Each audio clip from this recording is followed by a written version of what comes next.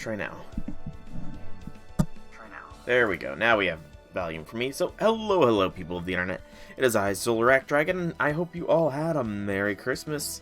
I certainly did, and now it is time to return to FGO, where we are going to recap on what has happened in the Tunguska Singularity up to a certain point. Because there were raids to be had, and, well, I didn't want to miss out on them, so I skipped through all the story. It's a crime, I know, to do for me, but it had to be done. There's a New Year's countdown campaign currently going on. Looks like just some golden fruits and summoning tickets. Nothing new here. I do wonder, though, because apparently but the first raid did bug out and did not occur. Is that going to be under issues, perhaps? Yes. Update, the raid gauge was set to an unintended setting in the raid quest battle 1. So yeah, it was set to stop, raid was set to end 5 hours before it was set to begin. The defeated immediately after the battle started, able to fix similar issues within the second battle before the next raid began. All further raids will be coming out, and it's going to be a 10 St. Quartz compensation. Not much, but something is better than nothing. Alright, so let's go ahead and claim some stuff.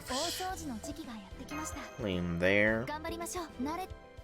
And come into here and claim these. I did not do any actual raiding last night. There's the 10 polyquartz and then New Year's countdown and other stuff.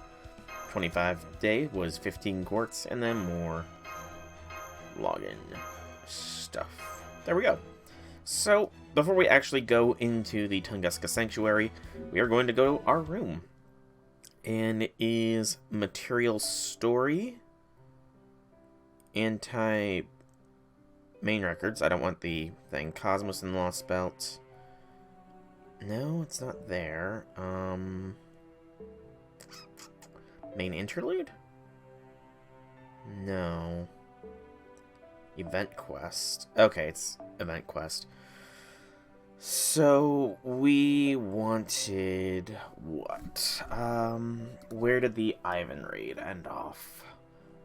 Let me get that checking here real quick. Just so I can proceed with the most accuracy possible. Let's see. Section 4. End of Section 4. So, Section 5 would have been the first section after the Ivan raid. So we got a fair bit to go through. And then we'll get to the actual event. So, Section 5, Planetary Ecosystem Gone Mad, I think is what it said. Graceful Life Forms Gone Mad. Close. I was close. Okay. I was close.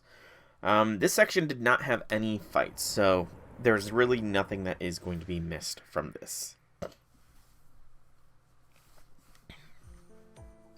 This is all pure story. The blizzard, it's disappearing. We've won. Great job, everyone.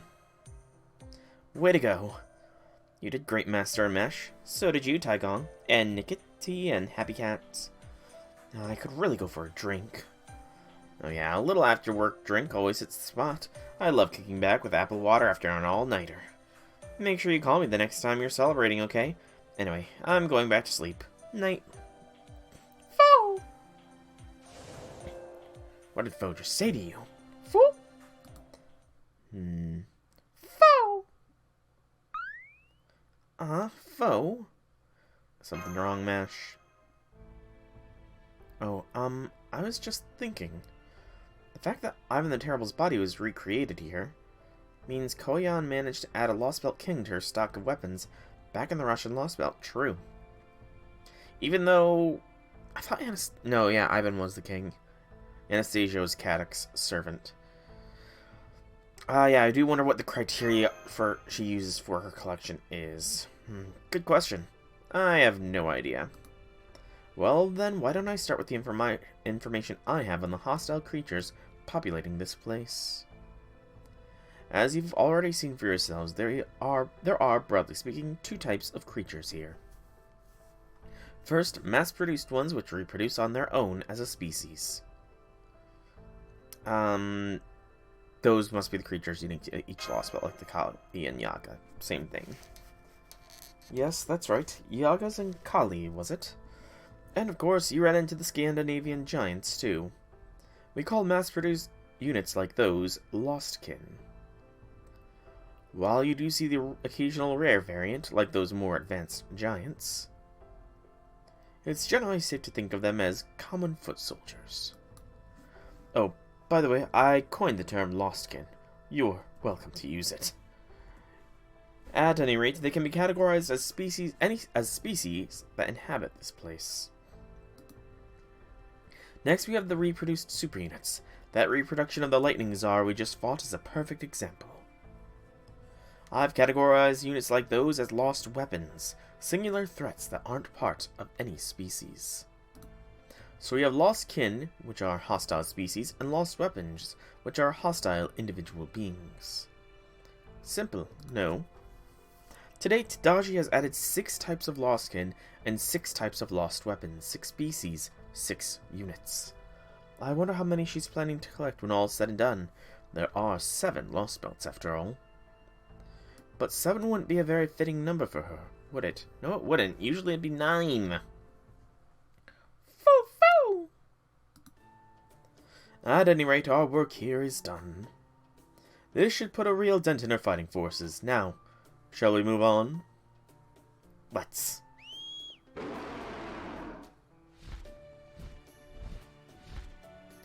Here we go. Dragon, you carry Mash and Soul. Sure thing. I think she was talking about other dragon. Her dragon.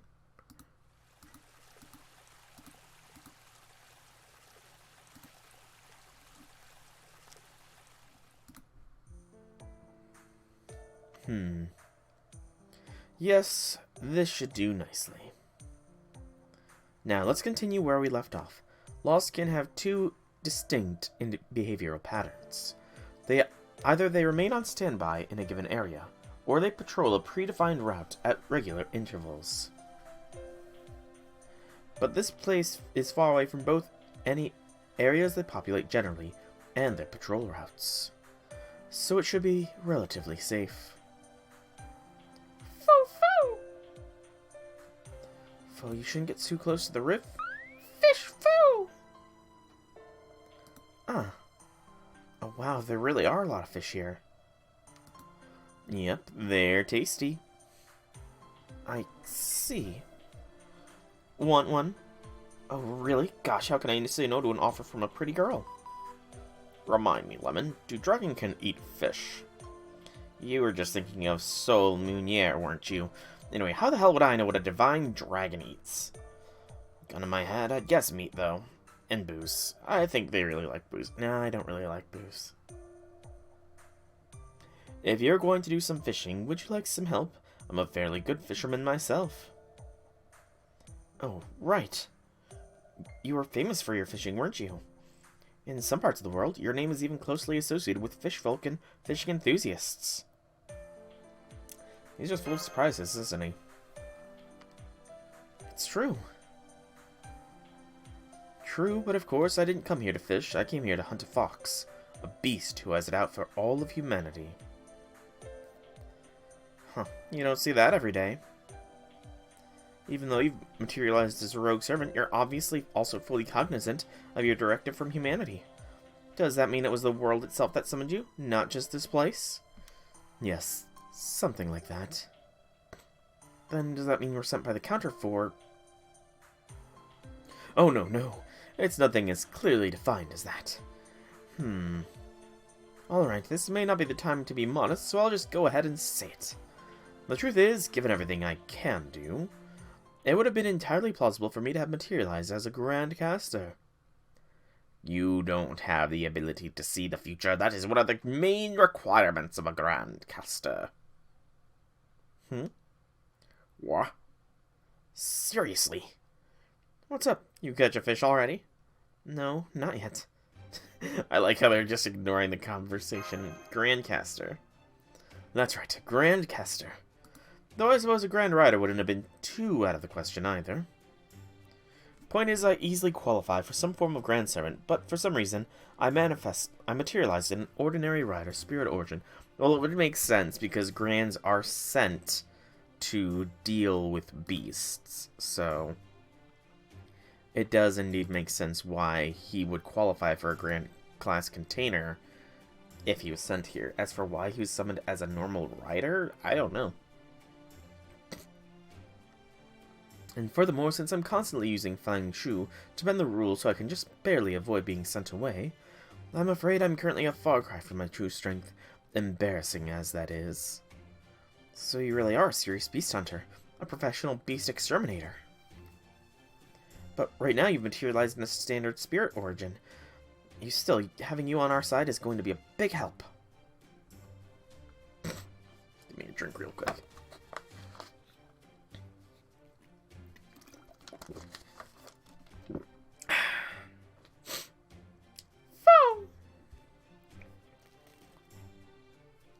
Regardless of my spirit origin state, there is still just one thing humanity wishes of me.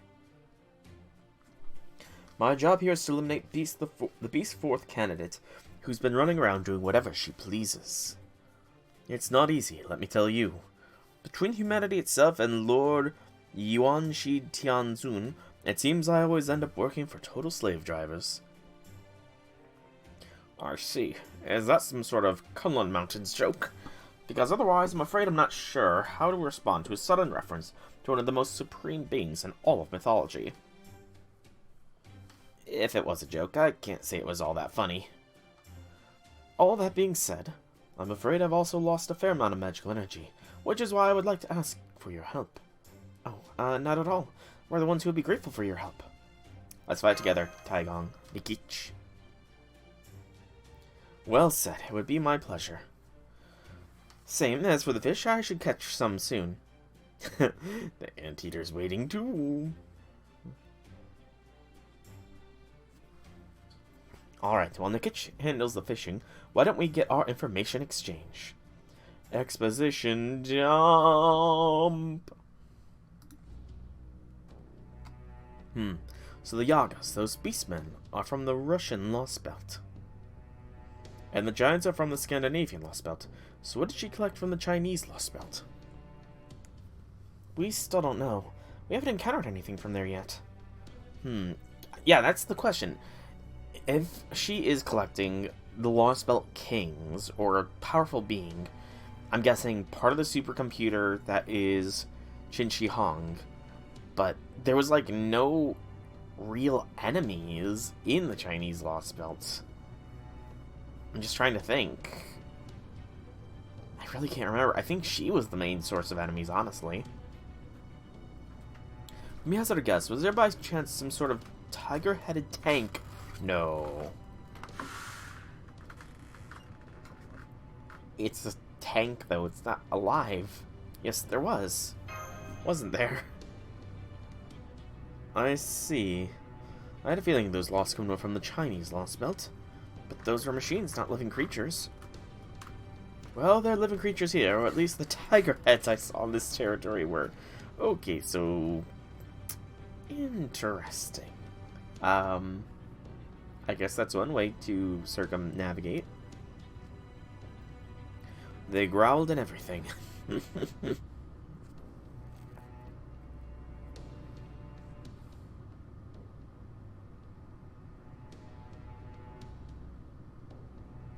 So, from what we've seen and what you've told us,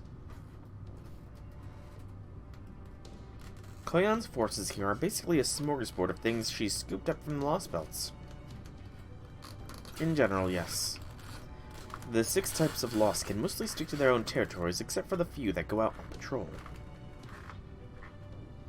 The Lost weapons, on the other hand, exist to defend their bases and provide additional military power when the situation calls for it.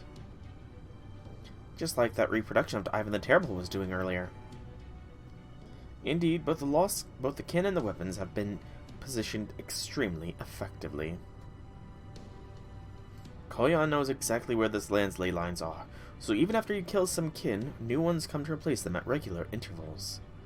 So the kin basically respawn infinitely, and you two have been fighting them all on your own. That's all the more impressive considering you've been in the middle of enemy territory this whole time. Managed to survive this long. It's impressive.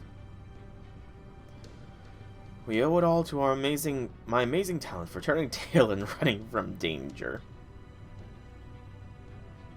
That said, thoroughly exterminating the kin does give you some time to breathe, so fighting them is hardly meaningless. So Koyan completely controls the ley lines here, huh? That's gonna make it pretty hard to put down some summoning circles. I'm afraid so. Like I said earlier, neither the kin nor weapons have any sort of data connection to Koyan or her headquarters. They're disconnected from her magical energy too. They're all completely independent. So unless you get extremely close to Koyan's castle at the heart of this place, it's very unlikely she'll even notice you're here. Her castle, huh?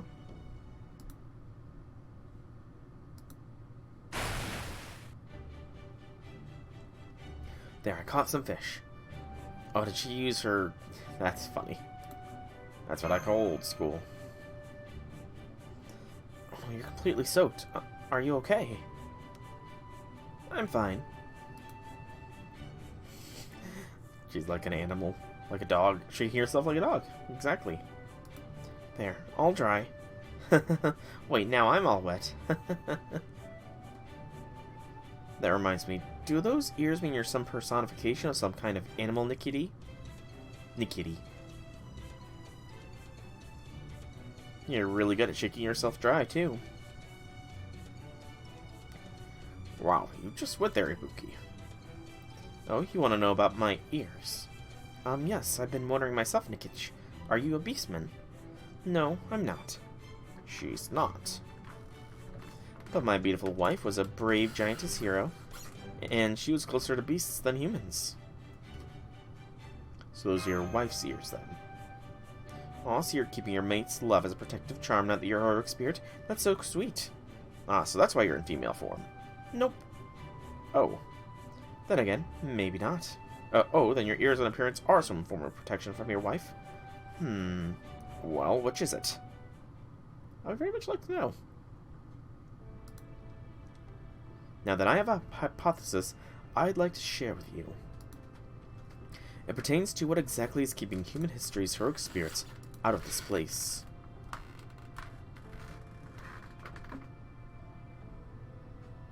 Easy as it would be to tell you now, I'd like you to give me some time to prepare.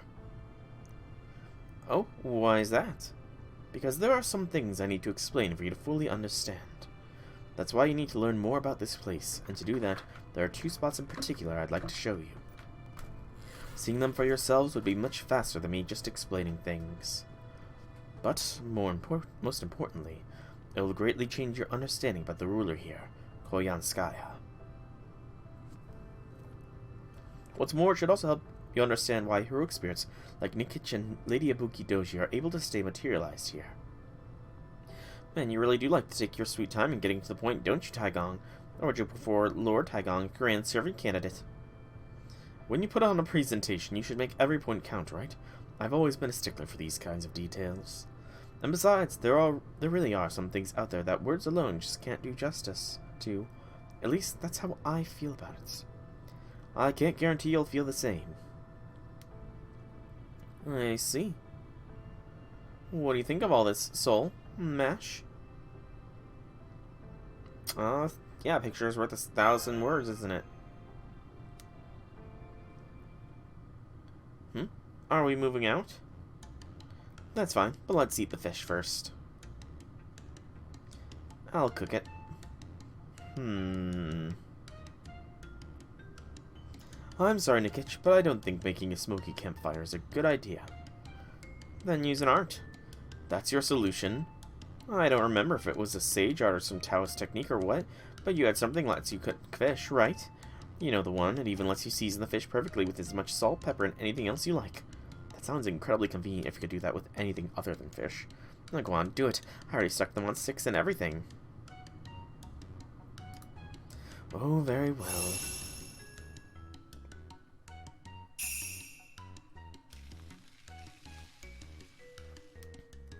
Oh, that smells good. These fish are cooking up so quickly. I wish I could do something like that. No, it's just something I came up with myself. I do love fishing, and I figured it'd be so much better if you didn't have to wait until you got home to eat the fish you caught.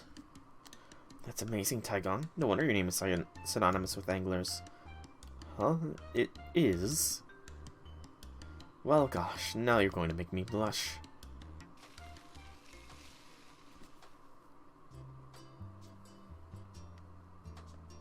Fish are almost done. First we eat, then we get going. You can't fight your best on an empty stomach. Besides, you all look like you're really young. So go on, eat up. You need to eat to recover your strength, especially when you've been fighting one battle after another. Then we go on to the next one. I'm convinced. Let's eat. This seems like a good chance for us to eat too. Maybe I'll also make fish.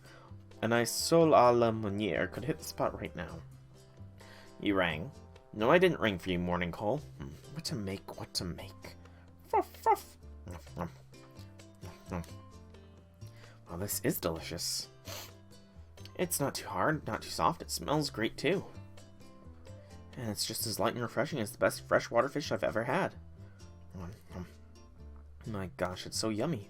No, it's downright scrumptious. Oh, I think I'll have seconds. Moo, moo, moo. Munch, munch. I guess dragons do eat fish.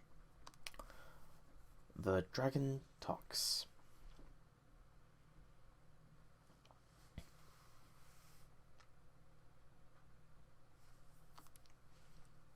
It talked.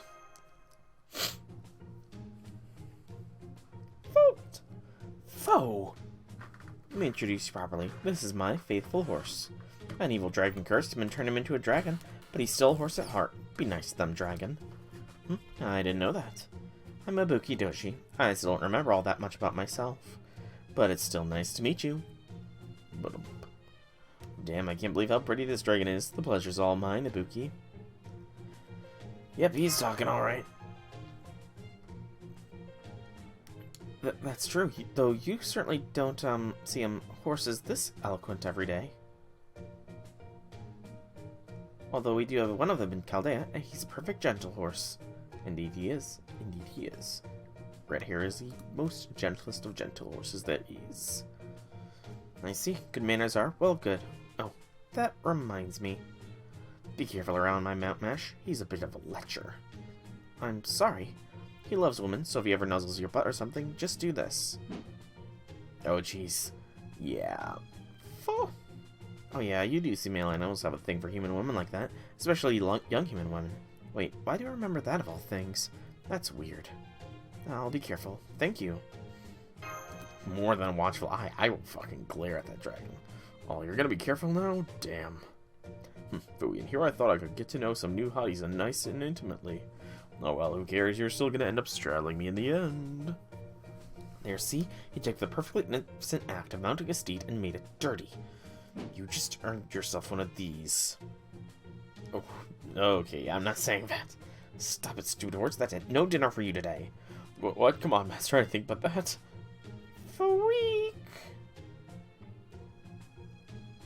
Could I speak to you for a moment, Chamomile? Come on, Chubs, don't leave the oven unattended. But anyway, what is it? I don't think this is my imagination, but just to be sure.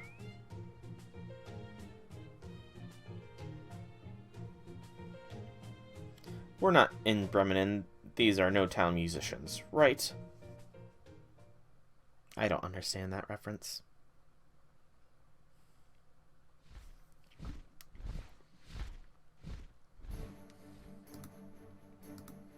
Go, my mount. You got it, boss. Let's go, let's go, let's go! They got on the dragon's back and took to the skies above the forest. Taigong advised them to be cautious and avoid contact with the lost kin, as they made their way to the canyon off in the distance. Distance. The white dragon's powerful wings carried them quickly, and it wasn't long before they arrived at their destination. After a careful survey of their surroundings to ensure there were no lost kin nearby, the dragon brought them down for a landing. coming down.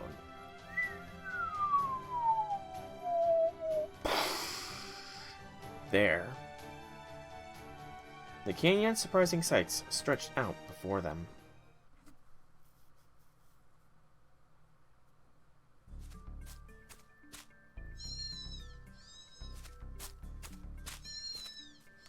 Interesting animals.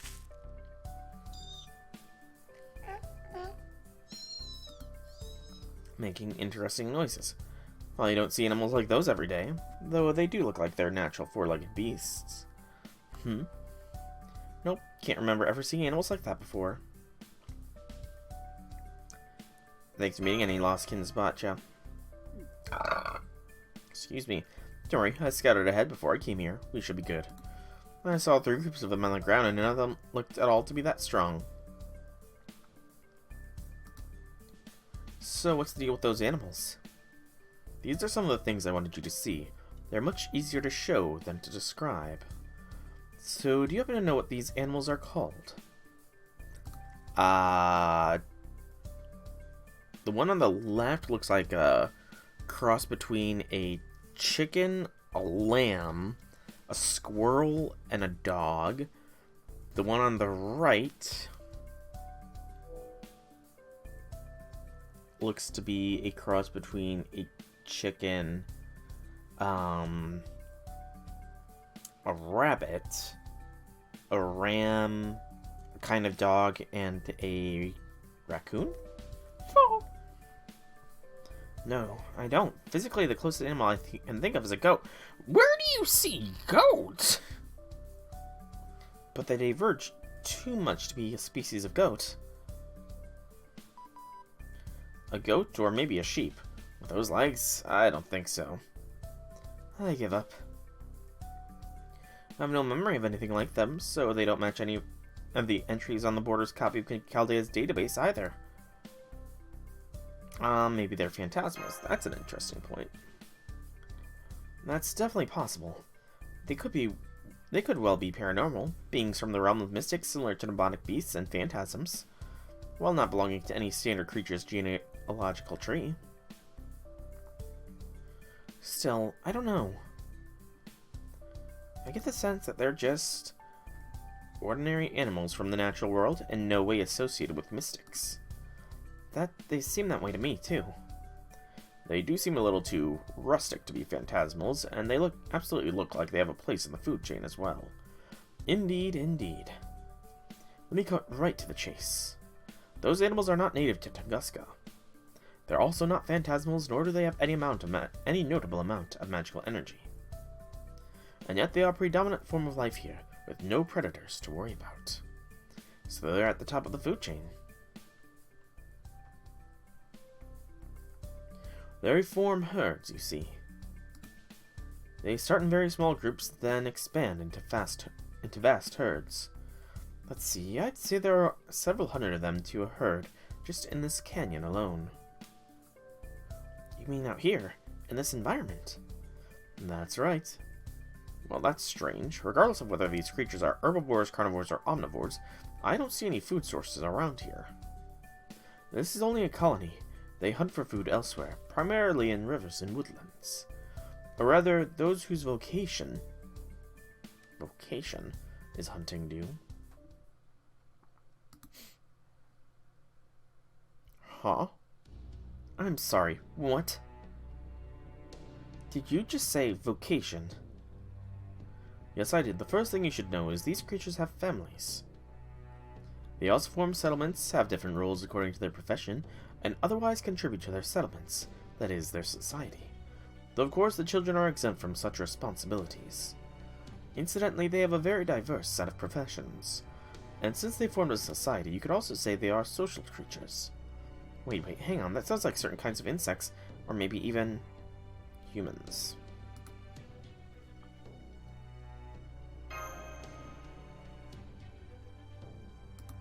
Right, Senpai. In the Russian Lost Belt, humankind altered themselves to adapt to the harsh new environment. If something similar happened in this area, then... No, I'm afraid that's not it. Please don't misunderstand. Those creatures are absolutely not humans. but I suspect they've been designed to be the most human-like creatures here. Even if they do lack capacity for self-awareness. They lack a capacity for self-awareness.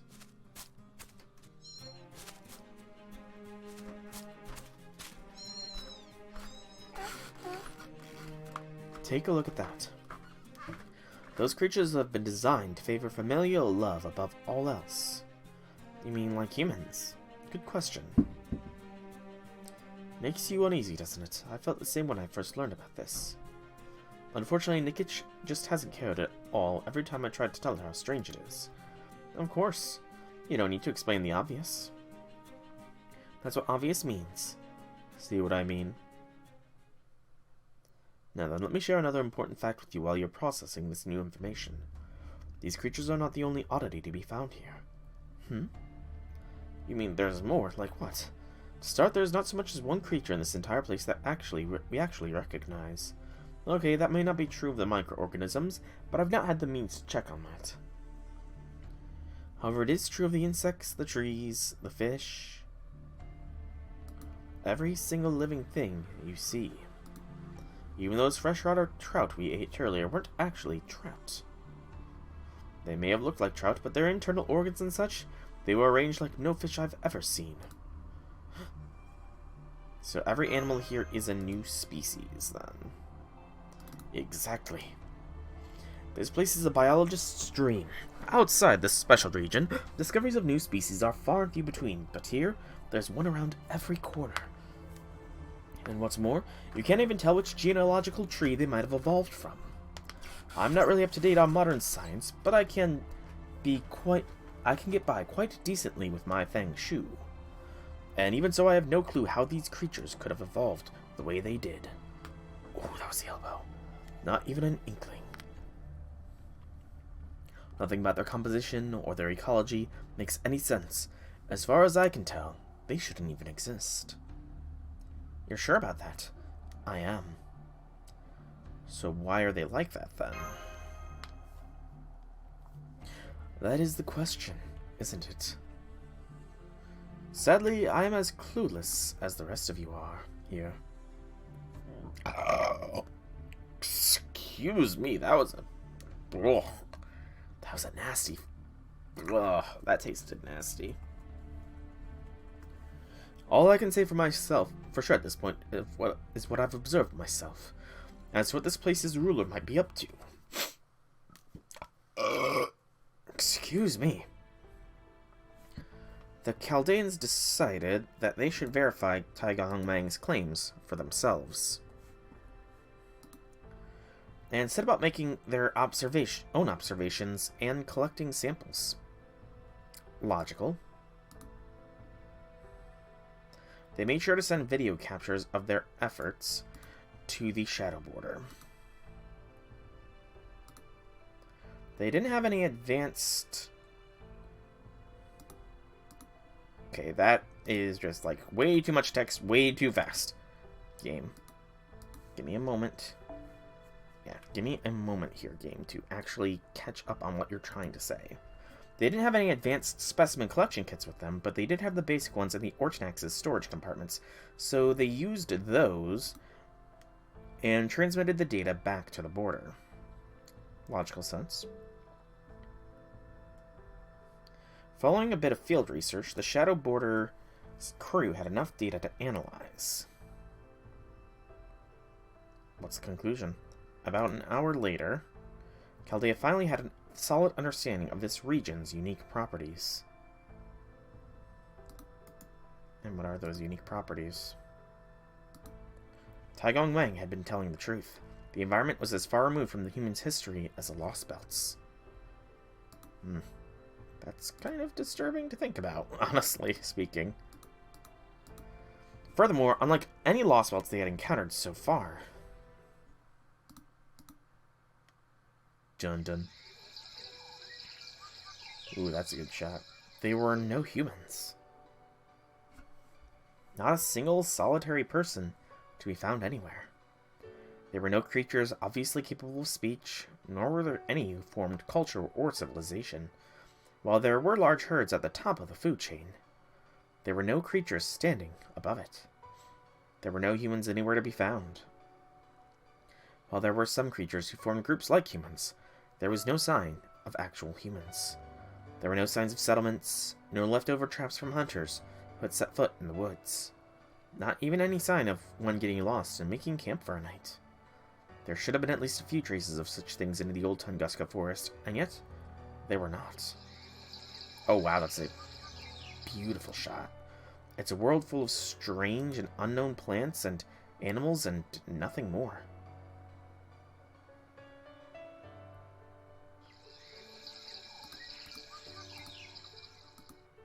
It's like a sanctuary for creatures that don't exist on Earth. Indeed. It is quite beautiful looking, indeed. Yes, it is.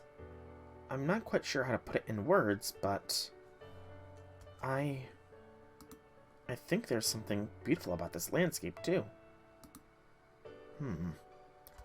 So that's how you two feel about this, huh? You don't hate or fear these things because they're new or unfamiliar. Instead, they excite you. Precisely because they're new and unfamiliar. Yeah, that's kind of what new and unfamiliar things tend to do to people. They tend to cause excitement and awe. Instead, they excite you because they're new and unfamiliar, much like explorers charting new lands. That's a good analogy. That is a very good analogy, actually. Perhaps that's due to your unwavering bravery, or to your youthful states of mind. Did you hear that? Looks like these young people have good heads on their shoulders, Saigong. I'm not sure what that means as much as you think, coming from an eternally young warrior like yourself. Eternally young warrior, huh? Interesting. Why are you eternally young, Nikich?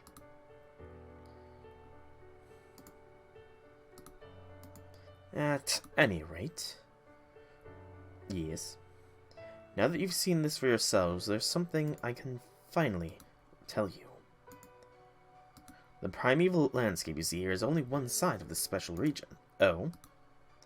There is also a second, very different side to it. A second side? I call the one you're seeing now the Life Zone. Okay, that's not ominous at all.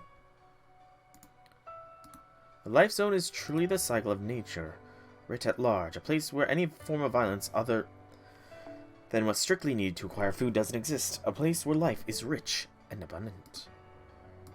A paradise. Yeah, what is this other side like then? I'm almost hesitant to find out.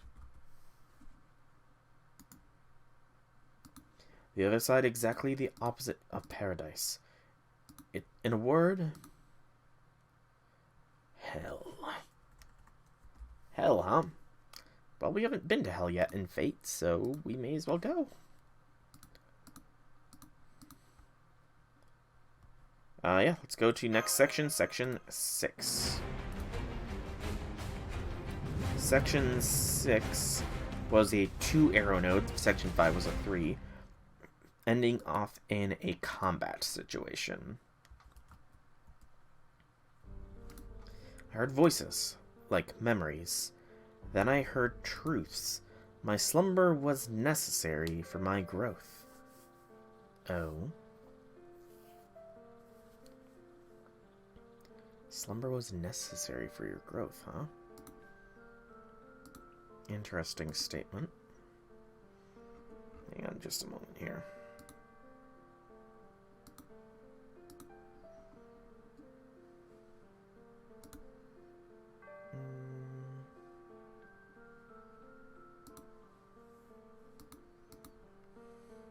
So slumber was necessary for growth.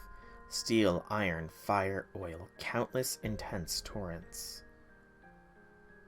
Each one a tool that tore the world apart, paving the way for a new age.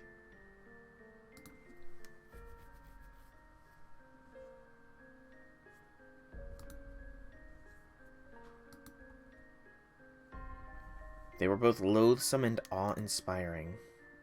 That explains it. If this is what humans are like, then of course they would do whatever they could.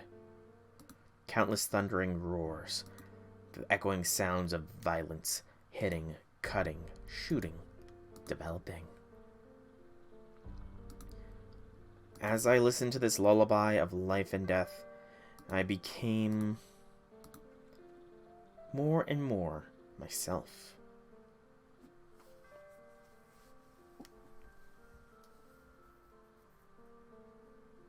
Sudden death, sudden power, sudden thunderclaps, coexistence and conflict, preservation and disposal, exploitation and subordination.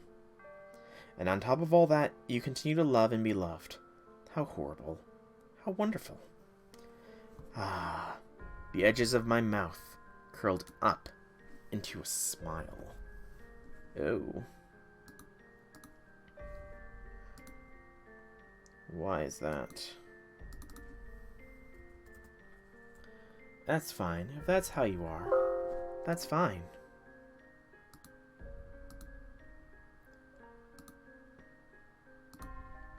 Contradictions, failures, deviants, egotists. You have primal urges to seek love, then toy with it, once found. If that is what you are, then I should be able to do the same. So getting some Koyan motivations here, it seems. Oh wow, this place looks like a friggin' wasteland.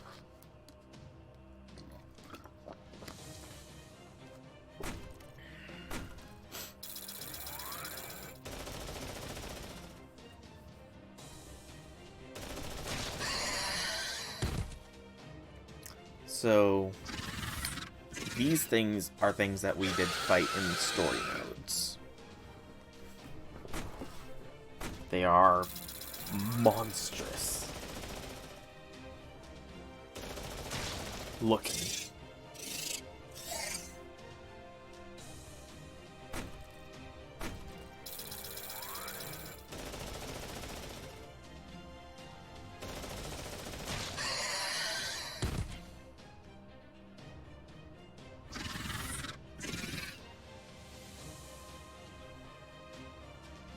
It was a massacre.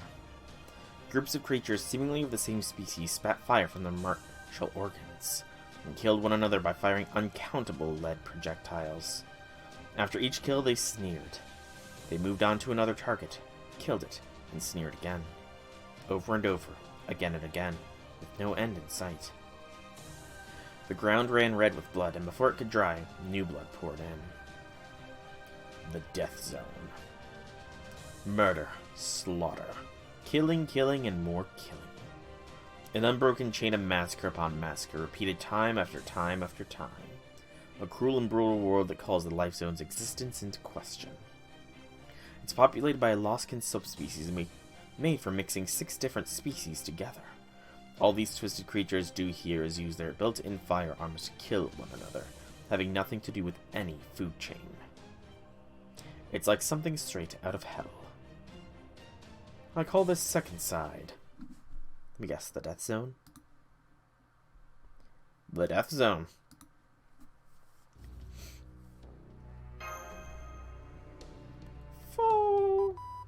This is really something.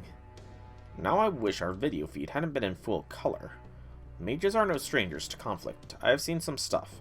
It takes a lot to surprise me. But, well, let's just say my plans to make a roast beef dinner went up in smoke. Now what are we supposed to do for dinner, Taigong? I do apologize for that. Nevertheless, I felt it was both important, not to mention faster, for you to see this for yourselves. Simply describing it wouldn't convey the truth of this area's essence, after all. Essence? Is that supposed to be a joke? What in the world are we supposed to get out of seeing this perverse show of incredible nastiness ourselves? I knew Chaldea's leader would understand. That's exactly it. Huh?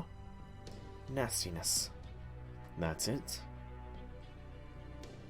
I'll let you mention it. This place does seem like it would be right up that foxwoman's twisted alley, which I hasten to add, doesn't make me any happier to have seen it. At any rate, I understand why you're doing this, but do you think you could go a little easier on us? Our field ops team is still young and impressionable, you know. I don't want them developing a negative mindset. Dude, we've genocided 5 societies. We already have a negative mindset. I want to know as much as what we're fighting as possible. That's admirable of you, Soul. It really is. But it's best not to take things too far. You don't have to face everything head on. Sometimes it's enough to know it's there. Oh, you're looking out for your team's mental health? That's a sign of a good commander. Buki's getting pissed. Oh, stop that. We don't need your magical energy flaring up right now. This is gross. Courageous charges and death. Valiant chunks of meat flying in all directions. Blood spraying in the air. It's one thing to just describe sights like that, but seeing them in person feels really icky. Yeah. You said you called this place the Death Zone. Even with all that fighting, there are no winners or losers here. They're killing for killing's sake. Dying just to die. Is that what fighting's supposed to be about? I guess in a sense, that might be it exactly. Or is it? I hate this. My memories and feelings are all a jumble. I don't want to look at this anymore. Period. Oh! The dragon is right. If you ask me, the Tatars who attacked Russia were a perfect example. Those battles we fought against the bloodthirsty Tatars were just meaningless shows of nastiness too. Like the dragon said, they may be part of what fighting is all about. But a wasteland of nothing but death and destruction, that's just too... Never mind, a warrior shouldn't speak of such things. Forget I said anything. Russia. Come to think of it, you're a Russian hero, aren't you, Nikich? Of course, just like every Bogatyr. If there's a threat to the northern motherland, I'll be there to help. I'd do the same if we were in the middle of a subspecies Holy Grail war. Honestly, I wish I could have fought in the Russian Lost Belt, too. I'm so strong, I can do just about anything. I can even do something about the horrors of war threatening the northern motherland. Yep, I could handle them. Wow, you're so confident. Then what about that giant elephant, Ivan the Terrible? I could handle him, too. Fo! Of course I'm not lying. I can do just about anything. I may not be able to defeat the actual original Lightning Tsar on my own, but there are still things I can do against him. A true warrior keeps fighting and never gives up. They make their own opportunities. If they lack the strength, they find allies to help. Nothing is truly impossible. Then could you cut down a tree of emptiness? No, I can't do that. So you don't claim you can do everything. Have I not been saying just about anything? I can get rid of enemies invading my land, but if I'm not materialized, I can't do anything. I couldn't stop the earth from being bleached, or the lost belts from taking root. In the end, I'm still just one warrior. But even so, I swore an oath. Once I agree to do something, I always keep my word. So now I've materialized here. I'm going to save my northern motherland. That is encouraging. Right, go on, keep the praise coming. Well, there is arguably such a thing as being too dutiful. There's a legend about how the original Nikich nearly lost his beloved wife to another warrior because of his overdeveloped sense of duty, you see. How did it go again? I think you spent so long on tour in Constantinople that the Grand Prince of Kiev tried to convince your wife that you were never coming back and that she should remarry. Yeah, that's right. Nearly losing my beloved wife to my sense of duty was my wake-up call to not let it get in the way of other important things. Why are you so upset, Nikiti? If anyone has a right to be angry there, it should be your wife, no? You know, that's a good point. I swear. Methinks this is another Artemis situation where Nikich's wife has taken on his identity.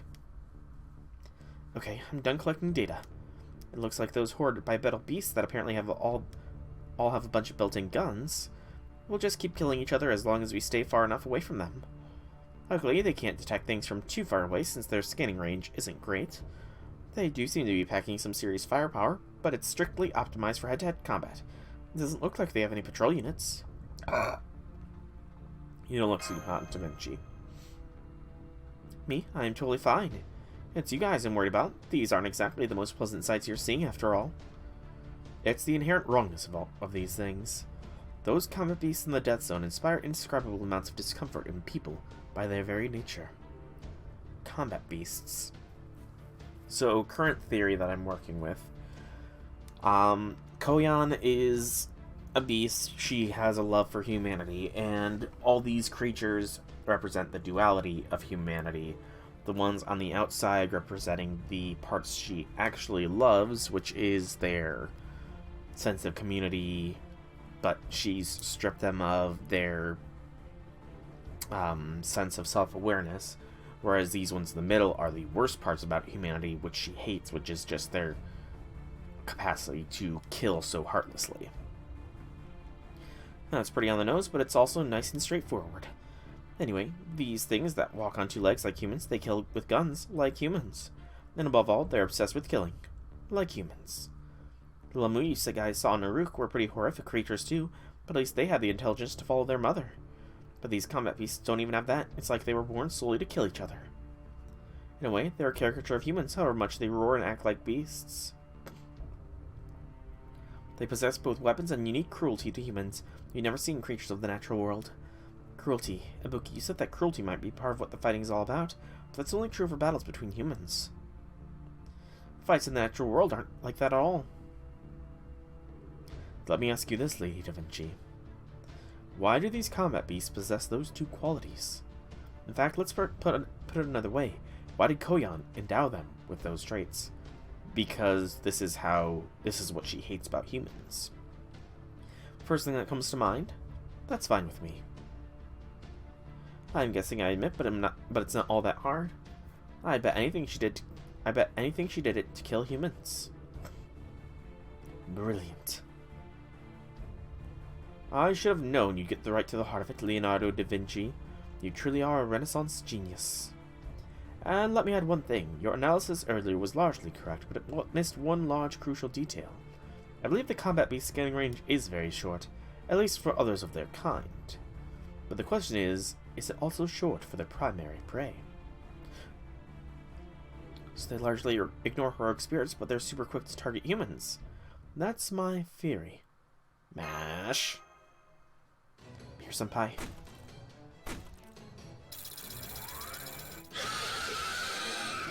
That's a shriek. Way to bury the lead. Damn it, Soul. Mash. Preparing to intercept the enemy, Master. You get him. Understood. Initiating counterattack now. But yeah, then we fought against, I think, 6 of those things. If memory serves properly. Which it doesn't always, mind you, but sometimes it does. Sometimes I have a decent memory of things. Which then brought us to Section 7, Melted Ice Extinguished Flame. Melted Ice Extinguished Flame was a 2-node that led to the raid against, well, you'll see here shortly.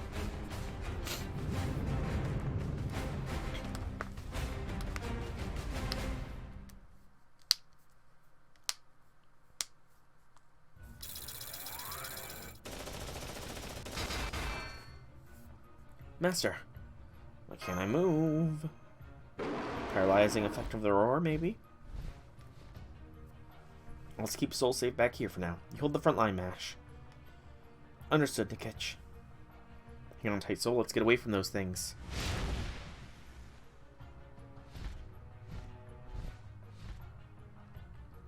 I'm okay. I can still fight.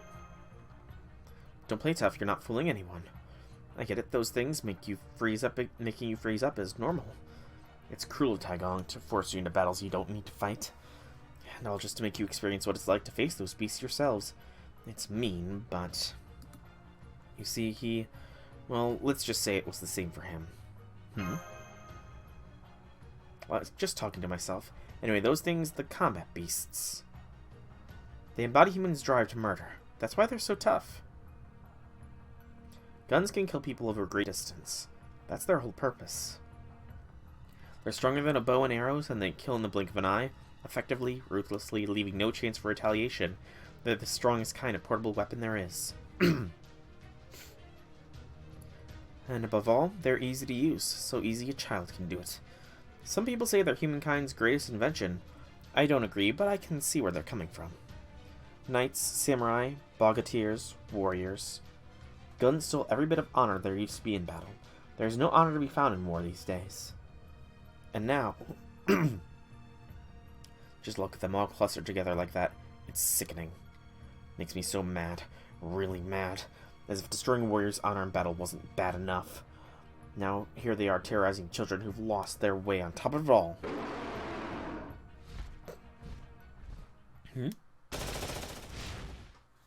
There was an anti-aircraft, which ended up being a bigger one of these guys. Anti-air guns. Looks like something big just joined the fight. I can't leave them to defend that for themselves, but... don't worry, I won't do anything reckless. Get ready for the sky-high justice bomb. Got it. I'll take us back down and rejoin the fight. Make sure you keep your distance. I will. My beloved seed, make sure you keep Soul safe after we land. Alright, here goes. And then we did combat. Bada-bum, bada-bum, bada-bum. This would be the next one, which would be 7-2, which was a story-only mode.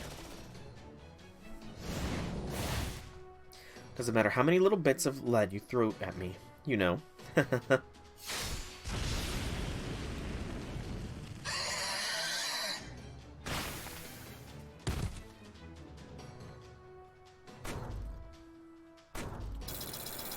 Yeah, look at that. Magnificent defense, Lady Mesh. Now please, stay right where you are. I'm going to hit them with my true Samadhi fire. Ready? Too slow.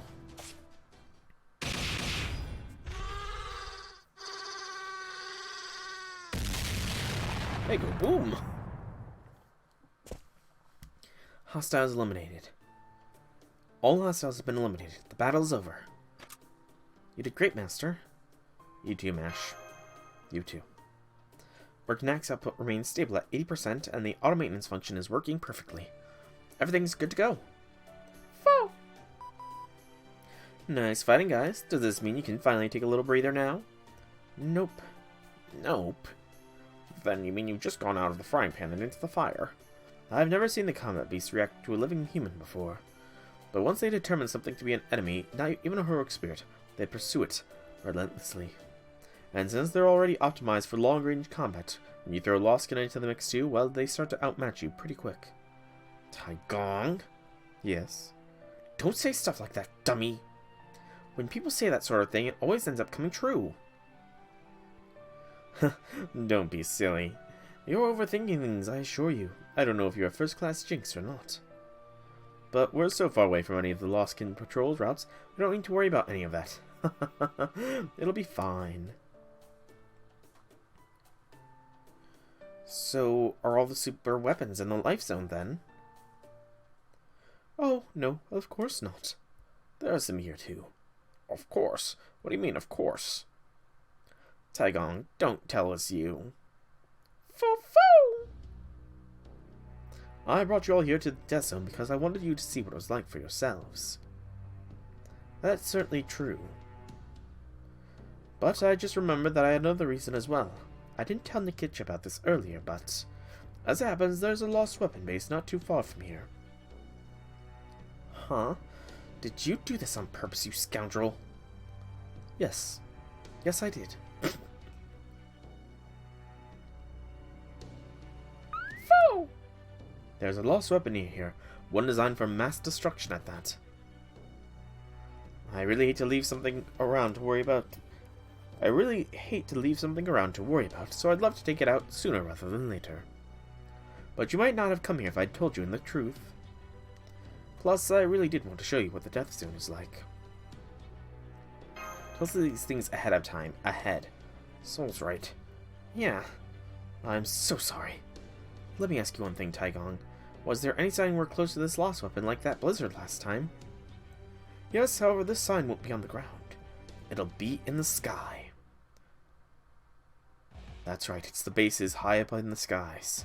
It's usually impossible to see with the naked eye, but when this lost weapon detects intruders, it opens a hole in the sky. A very familiar hole in the sky. Oh, wow, there it is. That was fast. seeing an enormous dark circle up in the sky, Master. That's Surtur's sun that he was imprisoned in. Yes, that's the Lost Weapons Den. This is one of the reproduction of the Fiery King of Giants.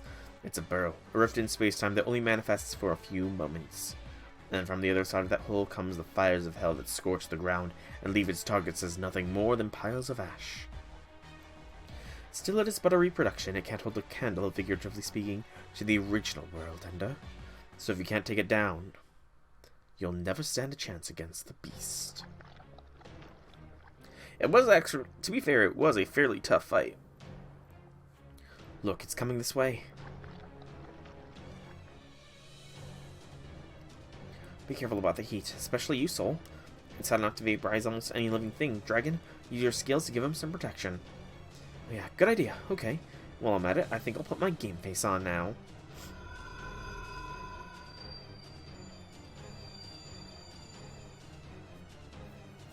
Ascension. Hey, Happy Cat, why don't you come out here now, too? Man, first it was freezing, now it's boiling. Is it always like this with you Chaldeans? Nah, well, at least we're all in it together. No point whining.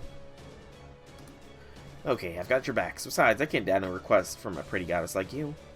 Good, having a brave little fairy around should help. As for you, Taigong, you're going to pay for manipulating us into coming here later. No more underhanded crap, got it? I'm sorry. The magical energy signal in the sky is growing bigger. Looks like it's just as impossible to fully measure as the original. Here it comes. And it's Surtur, round unknown. Surtur with Fenrir's ice. The reproduction of Surtur, the King of Giants, is here. Hostile intent confirmed. He's definitely another lost weapon super unit. I'll send out Orochi too. I'm not going to hold anything back. We can't just leave something this powerful running around. If we're ever going to take him out, it may as well be now. So let's hit him with everything we've got. Let's do it. Good answer. Alright then, let's head into the sky. Hunting a giant will make a nice warm up for the beast. But then there was the Surtur raid, which led to Section 8, which was the penultimate section, because it is a one node, but it's a long one. Story only.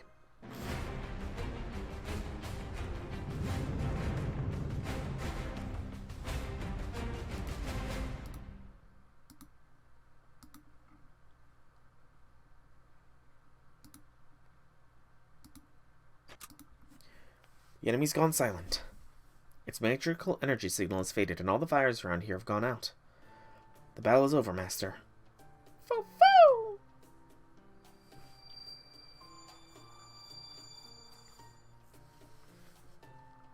We did it. Whew! I almost feel out of breath. That was one hell of an opponent. I really, really liked that sword, too. But it still wasn't as strong as the real one, huh? Right, Master? The real flaming sword was even more impressive indeed. I knew it. Too bad. If I had been the real giant and sword, I might have fallen in love with him. Kidding, kidding. Did I surprise you, Master? Honestly, I was kind of surprised myself, even as I was saying it. Man, now I'm thirsty. You have a strange way of showing excitement, Dragon. Did the giants get to you? Here's a canteen. Have some water.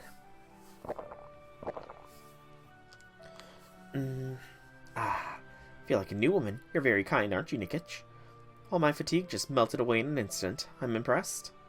Like I said, I can do just about anything. Foo-foo! Great job, everyone. Seriously. Right, Senpai?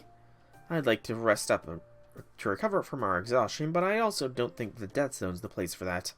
It's your fault we're here, Taigong. Fix it. Yes, you're right. Once again, I'm very sorry. You better pay us back in a big way. You know what will happen if you don't, right? This. Well, it's not entirely Taigong's fault, right? I mean, there was a ton of perception inhibition spells cast on the tough guy's bases. Real serious ones, too. What's there now? What'd I say? I mean, those 3 giant generals were cloaked in perception inhibition spells too, right? So it was, like, hard to notice them. Exactly. So despite what you said, Taigong, I'm guessing you probably forgot he was even there until the last second, no? I mean, you even said you had just remembered right before he showed up. Oh yeah, he did, didn't he? Honestly, it's gotta be hard for humans and related beings not to notice these things, and your heroic spirit of humanity, right, Taigong? So I don't blame you for not noticing. It wasn't hard for me to notice, though. But then again, I'm not human, so... Why didn't you bring that up sooner? Huh? Well, if it was obvious to her, she'd probably assume it was obvious to us, too. Her fuzzy memory issues probably aren't helping either. So I don't think there's anything she could have done differently, but still, that was one heck of a headache. Now I see. Still, you did mean what you said about wanting to take the lost weapon out sooner rather than later, right, Taigong? I did. Then you still need to make amends. Come on, let's get out of here. As long as we stay in the death zone, there's no telling when more of these things might show up. Of course, I promise I will make amends. Starting right now. Okay, everyone, getting close. I'm going to use an Earth Evasion spell. I can't use it frequently since it takes a fair amount of magical energy, but seeing as you're all exhausted right now, I'd say now is a perfect time. Okay, here I go.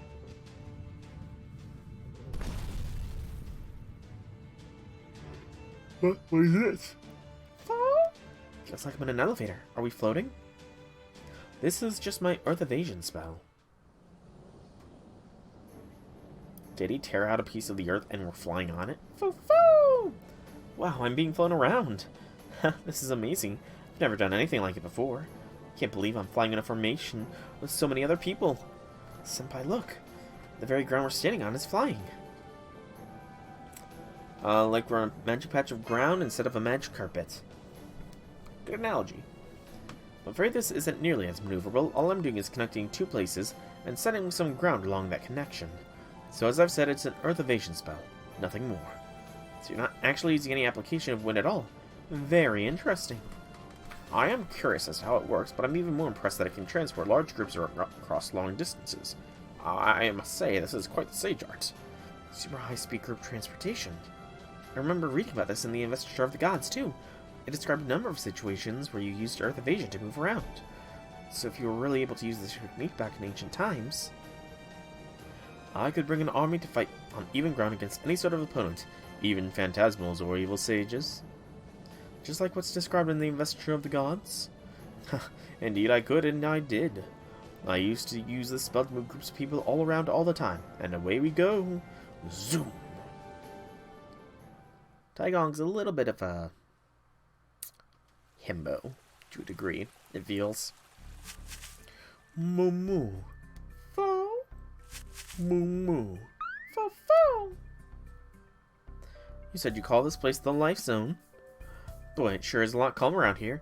It's so much more, I think, relaxing is the word. Fo and Sibu Zhang look a lot happier here, too. Moo moo. Fo. Moo moo. Fo fo. See what I mean?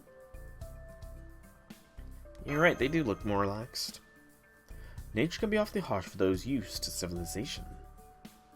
I pressed you. But I'm sure it must feel like heaven compared to the hell of the death zone. What do you think? Feels like you can breathe easy again. Death zone. I guess we didn't even realize how much pressure we were feeling over there.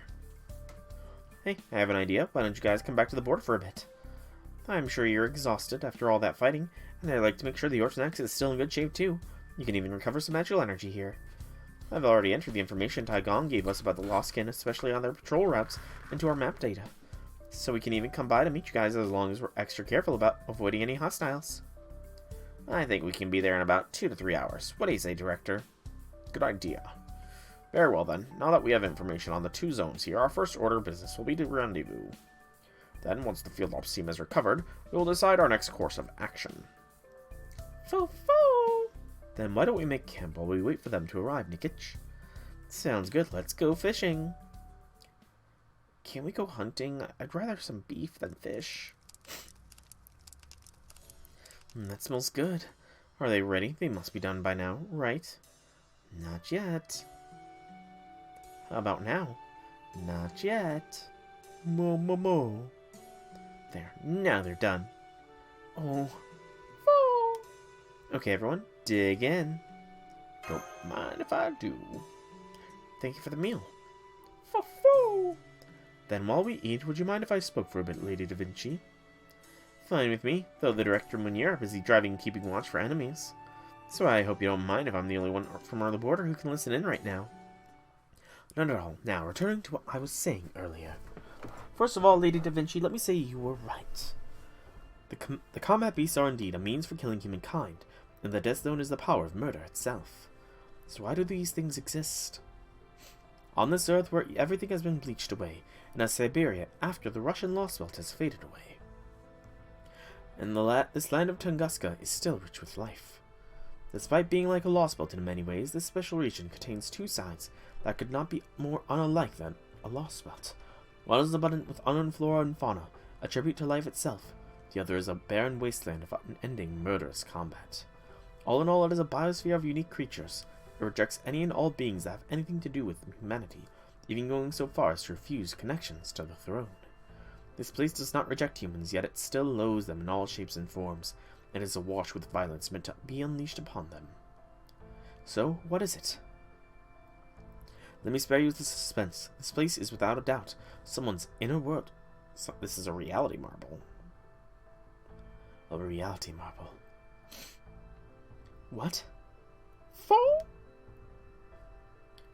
No. Reality marble, huh? Reality Marble's the ultimate magecraft accomplishment. A true exceptional spell that creates the whole other world within our own. Their effects vary wildly depending on the caster, but the one thing they all have in common is making the impossible possible. There are some heroic spirits who use them as part of their noble phantasms, but their magecraft ratings are still off the charts. A certain being's in a world, a mindscape made manifest. Any world that could never be a part of reality. That all means one simple thing. This world belongs to Tomomovich Koyanskya. Paradise free from external enemies, in other words humans. A hell full of walking man-killers. So if her mind is creating this world, it would mean she sees no point in humans existing at all, and that she sees civilization through a lens of deep, abiding cynicism. Not necessarily. I still think that, my initial theory, or my theory of the being outside of what she likes about humans and what she truly loves and how she wants them to be, versus the inside. Like, I kind of want to know if the life zone slowly encroaches upon the death zone or something. Looking back on everything Koyan's said and done, so far it does explain a lot. So that theory is almost certainly correct, but it also raises new questions. For one thing, isn't it usually impossible to maintain a reality marble over an extended period of time? If it's created in the real world, yes, but there are ways around that. I see. If it's created inside a living creature's body, then it's a different story. So we're inside Koyan. Interesting. Indeed. So I suspect this entire territory, including its outer shell, is actually Koyan herself. Which would mean she's expanded her spirit origin to untold proportions and enshrined it in the old Tunguska forest. Now I see. That explains a lot. I did consider whether this place may be a kind of singularity or lost belt too, of course. But if we think of this place as a reality marble, a lot of things start adding up. After all, its theme couldn't be more consistent. On one side we have a world filled with life, on the other a world filled with death. And one thing they share in common is the rejection of humankind. Such a world is simply too forthcoming to be a singularity that used a holy grail to come about. I can't imagine that foxwoman ever being so willing to bear her in a mind like this. And there is also simply no way this world could be a hypothetical that diverged from human history to arrive at this state naturally. Hang on. I don't know about that last part. There must be some hypothetical histories without any humans in them. Though, of course, if that were the case here, it wouldn't explain how the Death Zone ended up this way. Very well, then. Then I'll prove why I feel this place to be so unnatural. Do you remember those animals we saw in the canyon in the Life Zone? There were a lot of them, yes. Yes. You mean when we saw those parents and the young of the new type of animal? They weren't actually parents, and they're young. Huh? They were siblings. Really? Huh? Everything here is siblings. The insects, the animals, the plants. Even the combat beasts. Plants the combat beasts. Lady Da Vinci, I take it you haven't been able to analyze anything at the genetic level. No, since I don't have that kind of equipment I'd need for that. Wait, hang on. Are you saying you can perform genetic analysis all by yourself? Well, this is embarrassing. Suffice to say, I had a lot of time on my hands before you all showed up, so I tried a few things out with my fine shoe.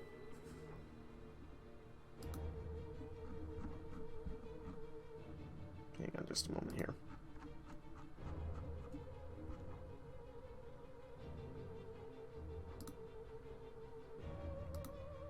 So yes, I can say this unequivocally.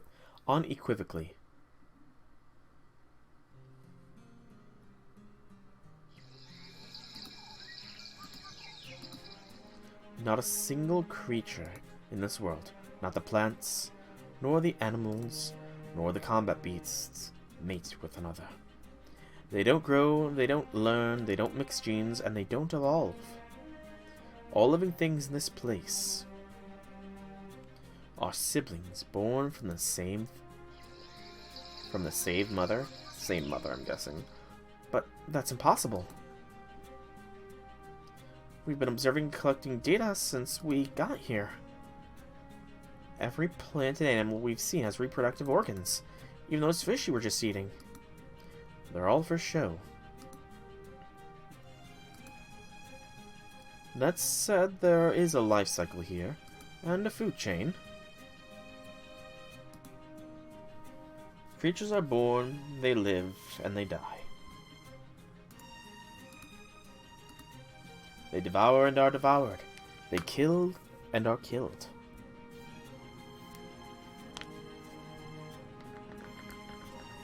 The only difference is that they're all born from a single source, Koyan. Each and every one of them is created in a predefined form. Excuse me. The same holds true for the natural cycles like food and chain, and even the cycle of cruel and brutal murder. They're all exactly the same. Everything is born from Koyan and returns to Koyan. This world is fundamentally closed off. In one sense, it's more thoroughly closed off than even a singularity or a lost belt.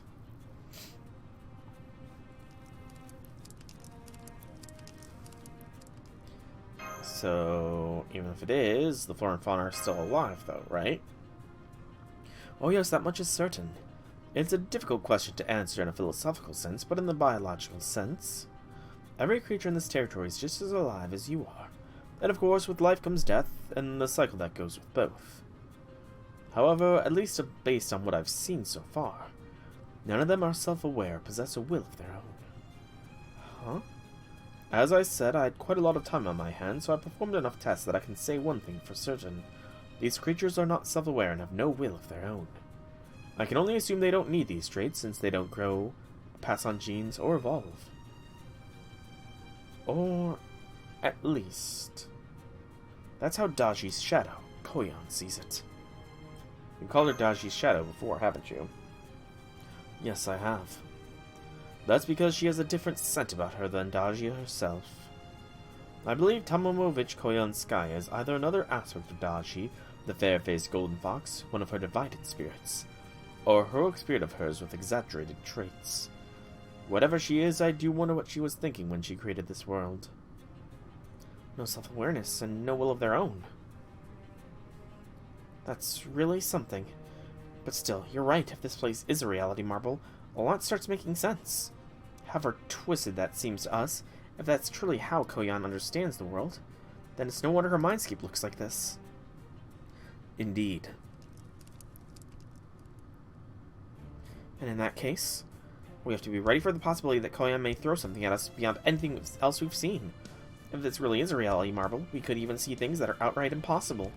So once we meet back up and start heading toward her in the center, right, we can't let our guard down. Indeed. Foul!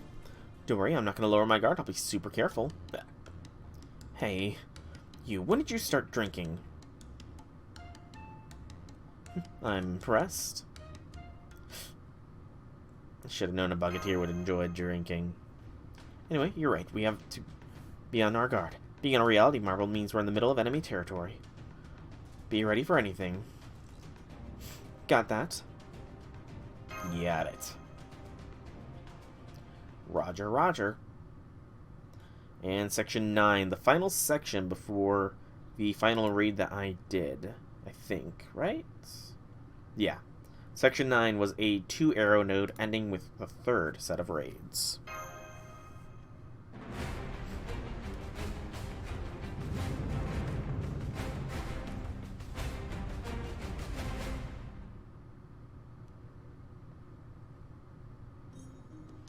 My name is Zhang Sheng. I was born in the Shu Prefecture. I was discovered by Yuan Shi Tianzun at a young age and spent my days training to learn all manner of techniques in the Kunlun Mountains. While walking the Taoist path, I was praised for being as talented as a Zhang. But despite all that, I was far from all business all the time. I frequently skipped out on my training to go fishing and to visit unfamiliar villages and sage worlds, which is why I had the opportunity to see so many beautiful women. I saw village girls who were renowned far and wide for their beauty, and wise and powerful sage women who seemed to positively glow. Even Lady Ma, the woman I took as my wife, was kind, gentle, and easy on the eyes. Wow, he's got a type. So I had a wealth of worldly experience compared to most sages, and I knew it. Even so,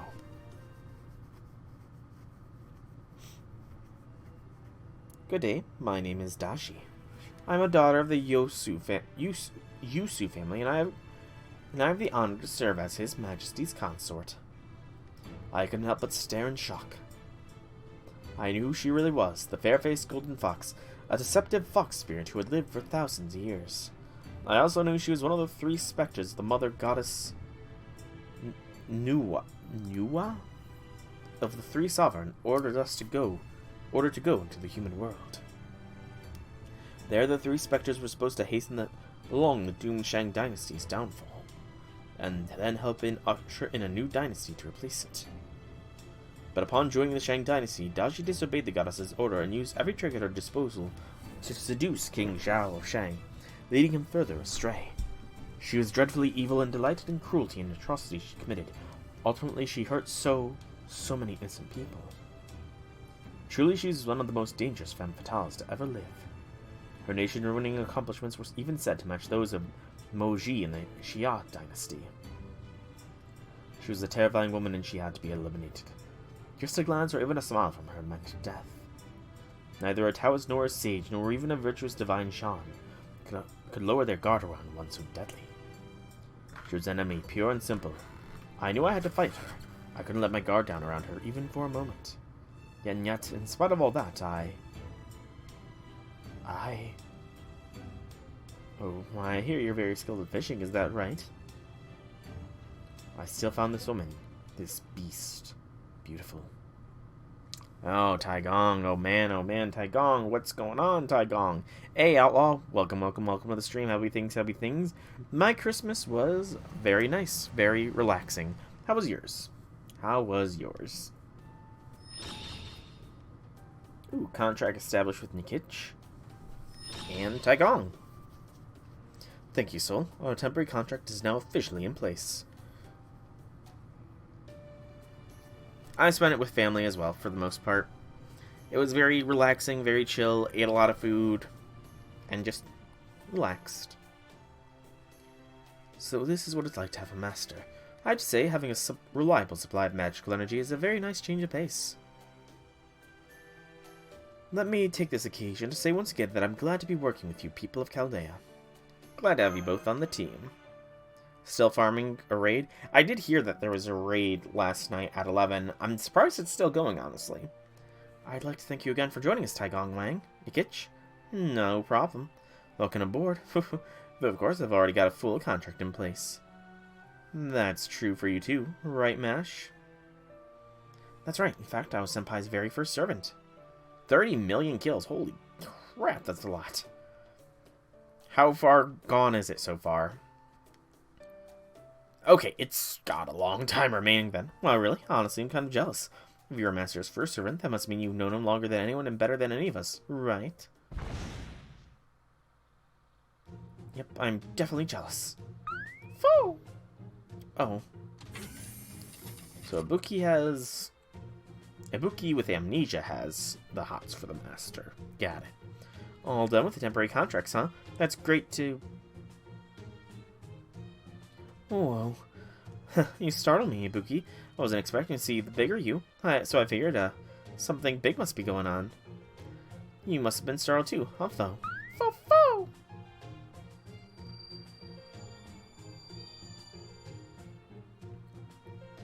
Sorry.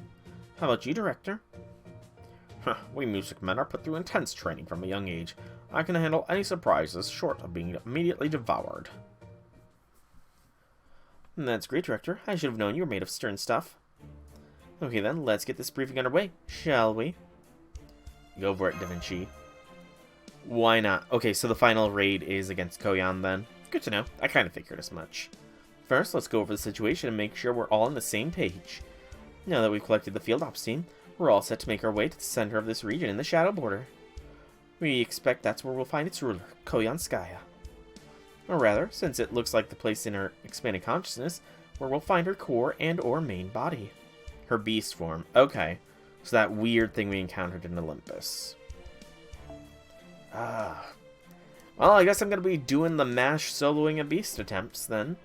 We've been observing her since we got here, and while those observations might not mean much given her ability to travel between lost belts, it looks like at least for now, she's holding position. She won't move, trust me. Sure as my name is Taigong. Daji will never leave her home base. That's just the sort of creature she is. I suppose you could call her a homebody in a way. Once she's settled down a nest, she likes to shore up its defenses and stay there instead of going on the offensive. The only question is whether she'll show up herself once we get our siege in earnest. That's a surprise. We were under the impression Koyan spends much of her time traveling. I don't think, actually, that Koyan traveled a lot.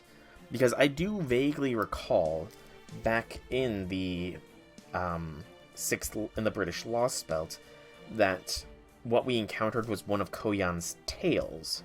So I think the main Koyan has always been in this, her reality marble, whereas she's been splitting off aspects of herself to the various Lost Belts to take something from each of them. You're saying she prefers to stay at home, huh? Oh gosh, really? I don't want to... Sir Nunez, I don't even think I could solo with MASH. That's gonna be a pain. Fo-fo? The center of this place is located at the coordinates 60 degrees, 50 feet north, 101 degrees, 57 feet east. And that's where Koyan's signal is originating from. That signal Caldea's base picked up 2 days ago is coming from there. You may already know this, but it's exactly where the tremendous explosion once took place. The Tunguska incident, then. Right, a huge explosion that occurred over 100 years ago. I wonder if she chose those coordinates intentionally. Perhaps it's a sign she intends to carry out her own act of mass destruction. That's definitely possible, though it could also mean maybe Koyan and the... Yes, I've been saying, I think I know how Koyan and the explosion are connected. Hey, I mean, MASH soloed Kama and the False Beast. She also soloed Zeus, so, you know, I think MASH will be fine. But yeah, I totally think that Koyanskya Tamamovich is Tamamovich, but sort of hybridized. The explosion was one of light and fire, and Tamamo is an aspect of Amaterasu, who is a sun goddess, who is light and fire. So I think the Tunguska explosion summoned Tamamovich, who split off from the main Tamamo in the CCC timeline, but it was fueled by the life force of all the living things in the Tunguska forest, which is why she has all their memories, because their life force literally fueled her summoning. The explosion was the catalyst, and the life force of all the living things was the fuel. Beyond that, though, I have no idea why she is the way she is. The Tunguska incident, It was a major historical event, no question, but what could it have to do with Daji? To be honest, I have no idea either. Why would she choose here, of all places? I've never heard of any legends of her bringing a Russian dynasty to ruin, after all. Nor have I ever heard of her causing a forest fire. The life zone and the death zone. Could there be a connection between these two diametrically opposed areas within this reality marble and the Tunguska incident? It's certainly possible. We haven't seen any evidence thus far to support that suspicion. Who cares? It doesn't matter if there was a big explosion or if she's just a wild beast. I'm going to defeat the enemy and save my motherland. That's all there is to it. Well, love that confidence. 5k bombs per run. Yeah, I did use the teapots earlier on the Surtur raids and a little bit on the raids that we would just unlock here shortly, but I didn't use that much. Because, oh, without the teapots. Oh, damn. Level 2, Master. I promise I'll do the very best I can. Do the various, So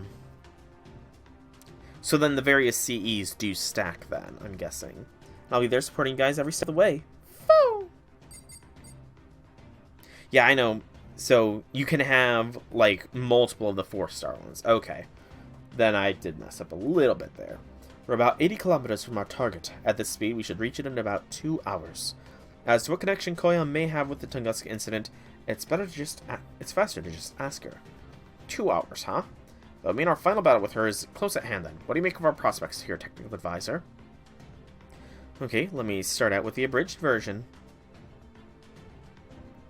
3 of the 5-star CEs, 1 max limit broken 4, and 1 of the max limit broken 3rd. I have 1 max limit broken 4, 1 5-star CE, and then 1 of the 3-star CEs I've been using, with the other one being just Chaldean lunchtime. Our current combat ability should be enough to defeat her.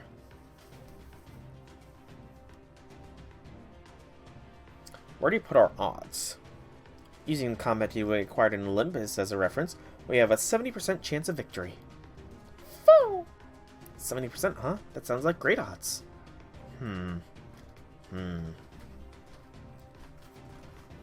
Honestly, I'd rather we had a plan with significantly better odds. I mean, to put it another way, a 70% chance of winning obviously also means a 30% chance of losing. So that being said, while we may not have any Killer Renomia powering us up this time, we do have Taigong, Nikich, and Ibuki.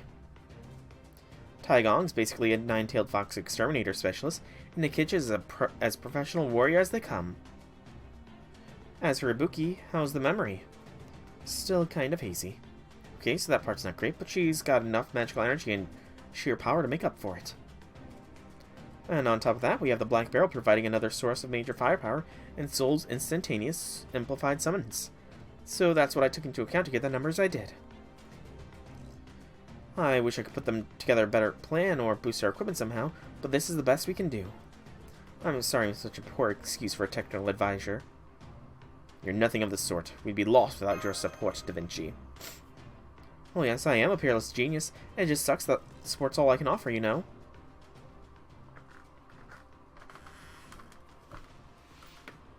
Pat, pat. Huh. There. I don't know whose heroic spirit you are, but you are doing great for a child in the middle of enemy territory. So cheer up. Besides, you're a lot cuter when you smile. And it makes Soul and Mash happier too. Right. Indeed.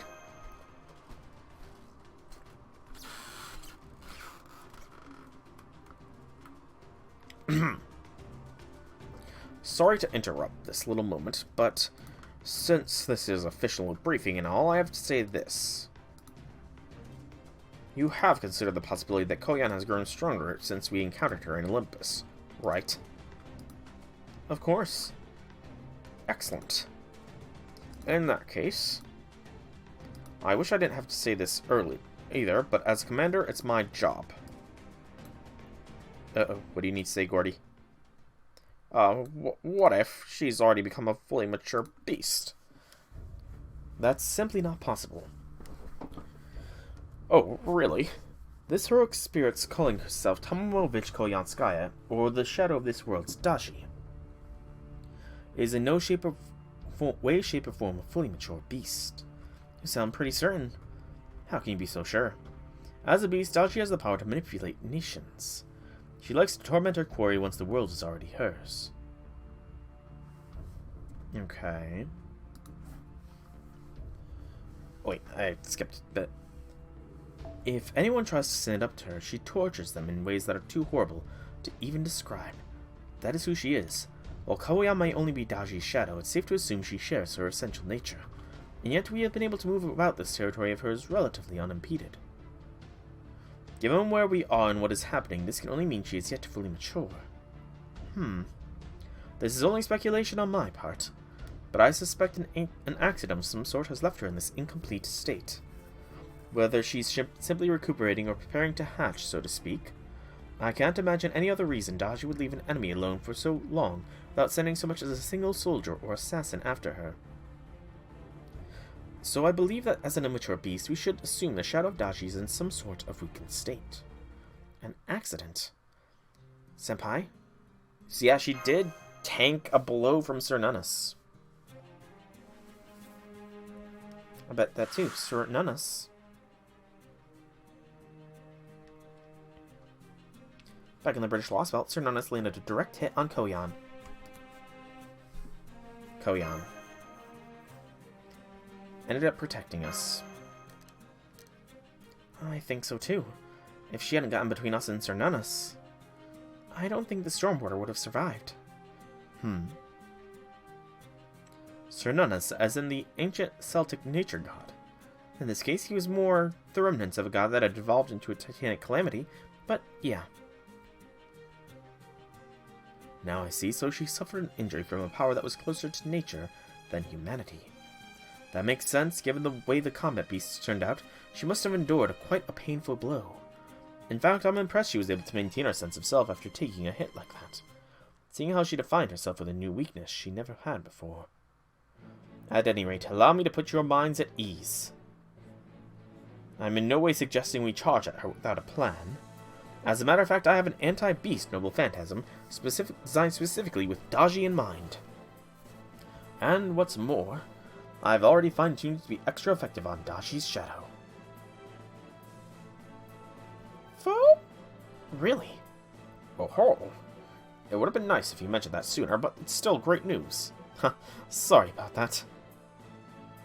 I don't know how much of a battle with her 3,000 years ago made it into today's retellings, but suffice to say it was hellishly difficult, and I'd much rather not go through such an ordeal again. What's more, while I do have you Chaldeans and Nikich on my side, I don't have the 12 golden immortals or King Wu's great army this time. This beast is one of the most fearsome creatures ever to exist, so how can one defeat her with only a small team of soldiers? Naturally, I didn't materialize without a plan for such an occasion. Lord Yuan-Shi Tianzun, I mean humanity itself, isn't that heartless after all. An anti-beast noble phantasm. I don't know exactly what it is, but if Taigong... Come on. Taigong's this proud of it, it must be incredible. I think this bodes really well for our chances of success, Senpai.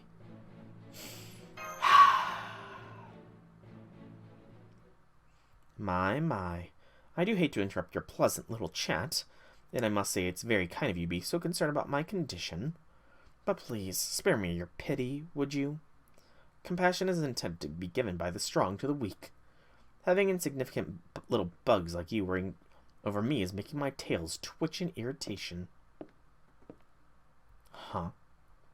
Oh, she's been on the border this whole time. I mean, I do have her in my Chaldea, so that's not too surprising. What the... I swear. I went to all that trouble in the Lost Belts to maintain a respectable, is she an enemy or an ally distance, and you've just had to go and ruin it yourselves. What's that? It was already ruined a long time ago. I suppose that all depends on how you look at it, but in this case I believe my opinion is the one that matters, no? After all, you're not merely inside my house right now. You're inside, well, me. Whoa, what the hell? A high-density magical energy signal just appeared inside the border, but that's where we are. Wait, I thought she was going to move from her castle. Fo! Even setting all that aside, if you're here to pick a fight, surely there are better ways to go about it than just chatting like this. You really should know how to mind your manners by now, Chaldeans, as should you other heroic spirits I've never met before. Can you really not understand that I'm still tired from my little excursion in Britain? Tamamo? Vich Koyanskya. That's me. Senpai. Nikich? Don't worry, Mash. I'll stop her. Huh? She left her castle all on her own? Even if she's only Dashi's shadow, that still shouldn't happen.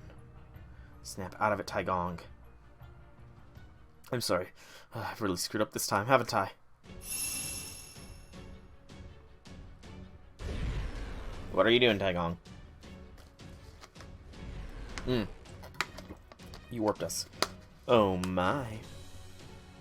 That wasn't teleportation, was it? Oh, I know. It was forced ultra-high-speed movement, right? Bravo. That was genuinely impressive. You not only transported myself, Master Soul, and his demi-servant, but you even got that annoying divine spirit, the strange cat girl, and even yourself while you were at it. I must say, it's almost preposterous that you were able to forcibly transport 6 people all at once like that. And what's more, you did so with power drawn from humanity despite being inside me. As incredibly rude as that was, I really must commend your courage. Indeed, Flying Raijin. Well, no, it's forced instantaneous. That would be, the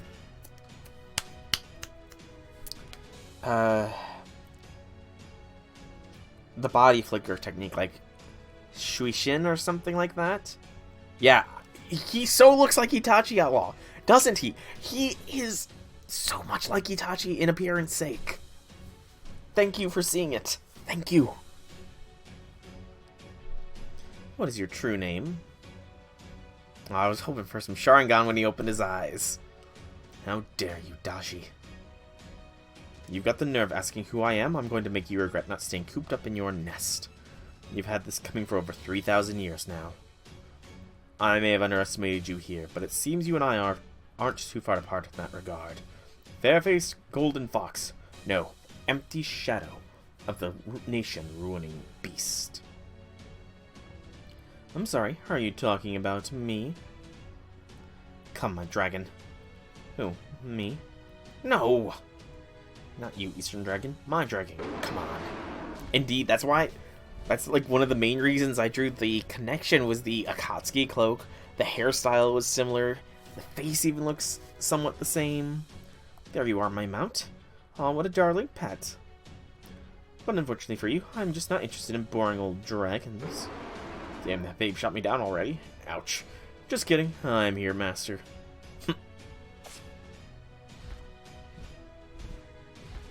Mash, I'll back you up from the air. Right. When did you put on the Ortanax, Mash? Huh? Oh, the Ortanax. I don't remember suiting up. I borrowed it from its chamber when I used my Earth Evasion spell to transport us outside your vehicle. I do hope I put it on right, Lady Mash. I'm afraid I don't have much experience in dressing anyone besides myself. Yes, everything's fine. Taigong, you dressed, Mash? Oh, Taigong and I are gonna have a talk later. Activating Ortanax's emergency combat mode. Power is holding steady at 80%. I'm good to go, Master. Prepare for battle, then. Understood. Oh yes, very good. Nice to see you're all so peppy. My congratulations to you, Strange Heroic Spirit, and the Demi-Servant for putting on such an irritatingly exuberant display of motivation. But aren't you forgetting something important? Say, for example, where it is you're standing right now.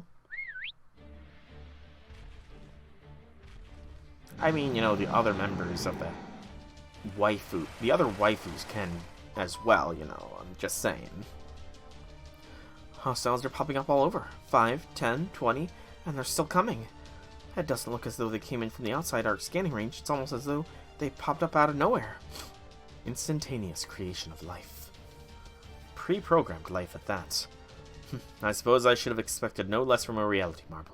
So you can just make as many lost kin as you feel, huh, Dashi? Good question. Who can say?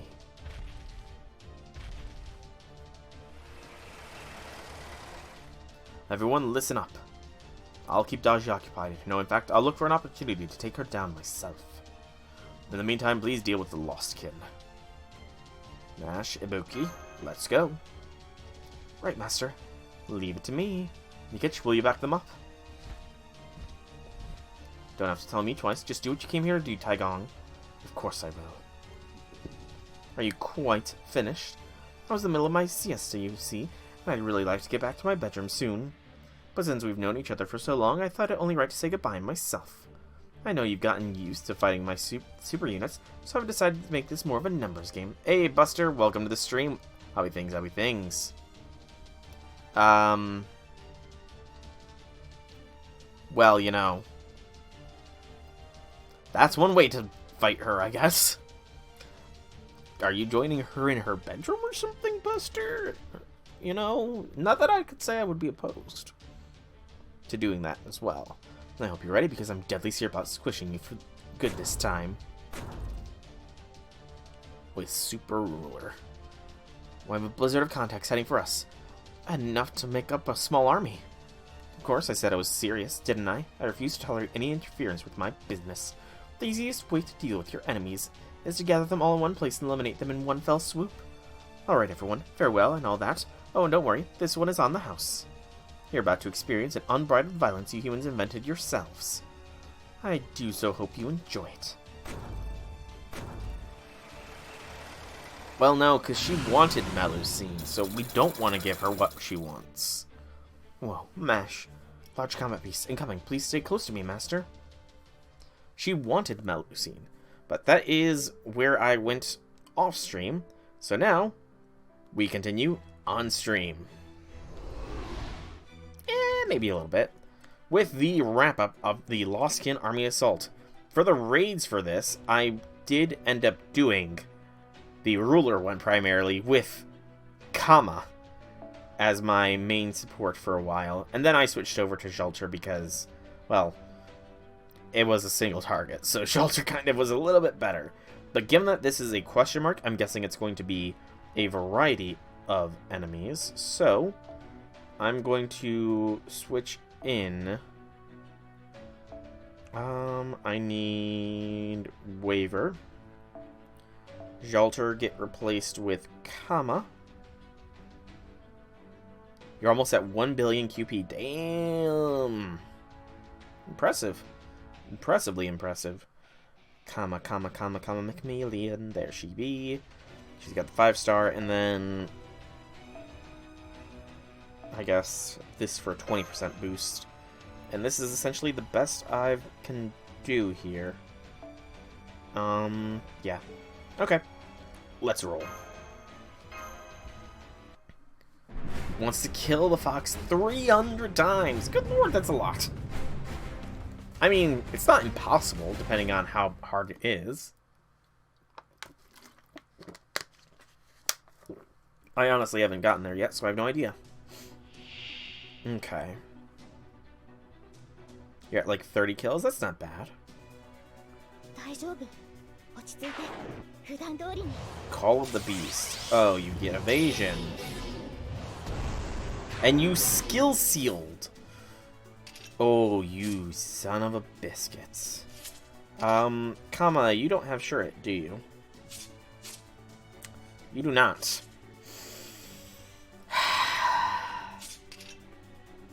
Of course she doesn't.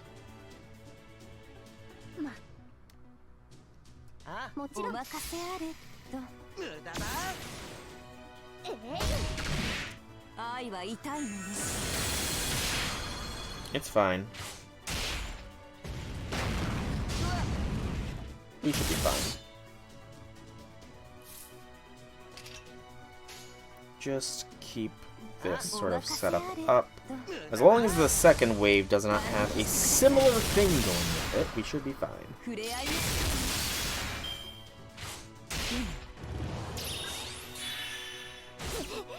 Okay. We have NP capabilities now, so let us do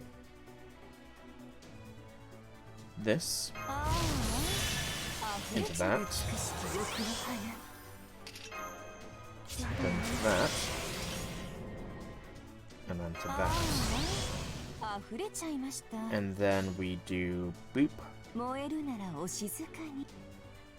trying to think of the best way to do this.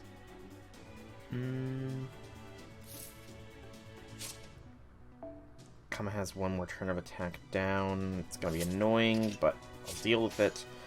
Doot doot doot. Yeah, I did see.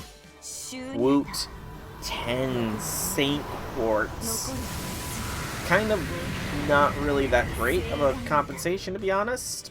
But, something is better than nothing? Question mark?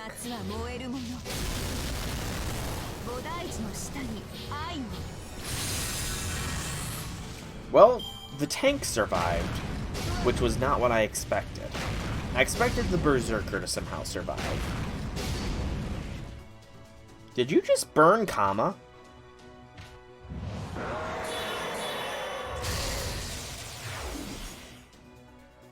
They just burned Kama. That's rude on so many levels.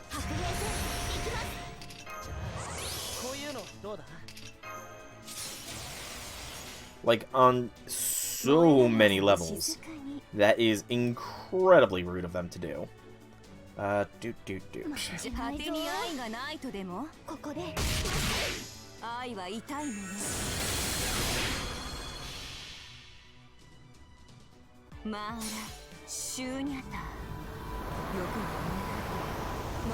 $35 runs with no auto. Hey, Lethal Zion, welcome to the stream. Happy things. I mean, then people would complain, oh, I wanted the 5-star seed. Why didn't you give us the 5-star? Oh, shite. That burned. Well, that's annoying. But we've got the cavalry, which is kind of pretty good. Mash can tank for a turn. Let's take out the archer here first. So, doot.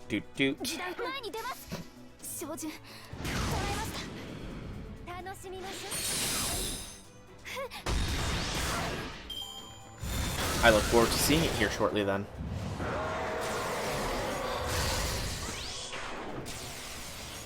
Okay. Oh, there was another one, right. And it's a ruler. Ruler. That's not too nice. Mash, continue to draw focus for a turn. Meltkin the 5th.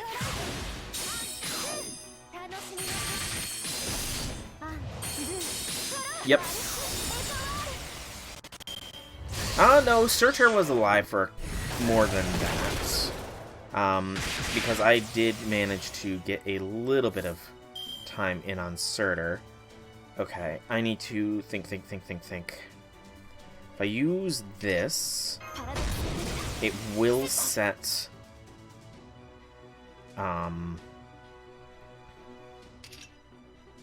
it is going to set Habicat to attack. Then have a Buki set up.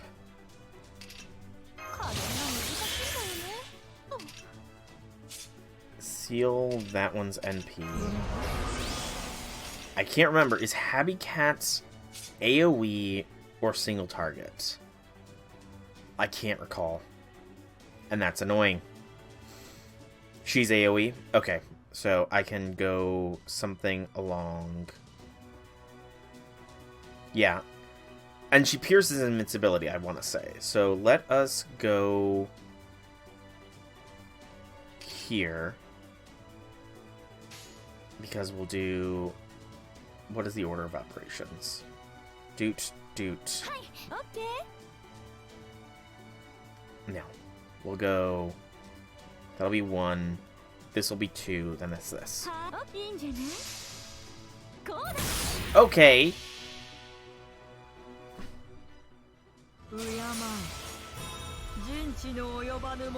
Or not.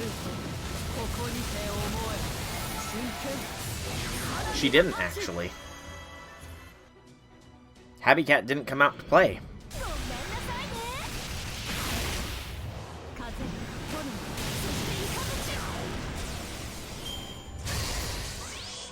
Yeah. I used Black Barrel and no Habicat.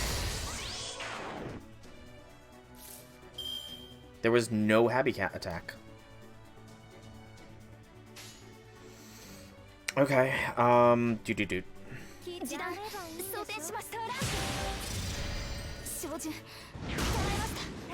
True. Yeah, I guess that the game just didn't want Happy Cat to come out. Okay.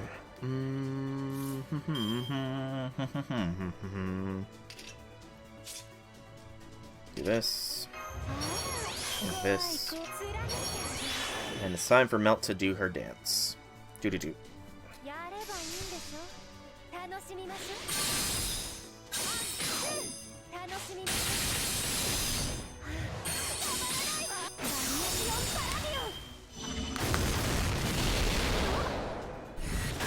Oh, you have an ignore invincibility. I forgot about that. I completely forgot this fricker had ignore invincibility.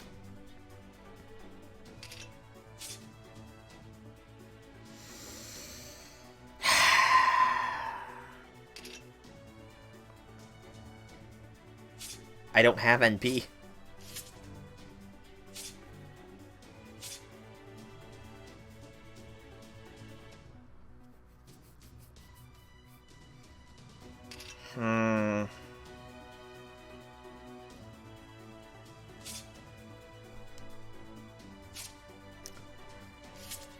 I do have NP, in a way.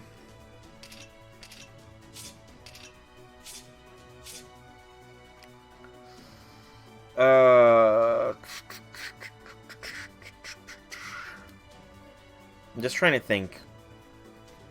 Should I use Seal to heal, or use Seal for NP? Because it's not like I'm going to be using any seals any other time soon, so I do think I should use a seal.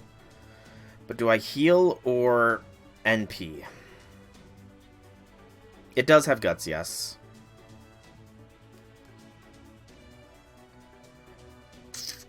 Oh wait, it's got its NP. I just saw that. It has its NP ready to go.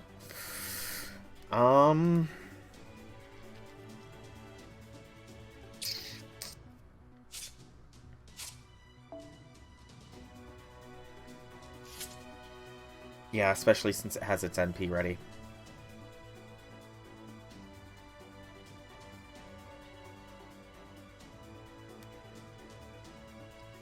I'm just trying to calc this out.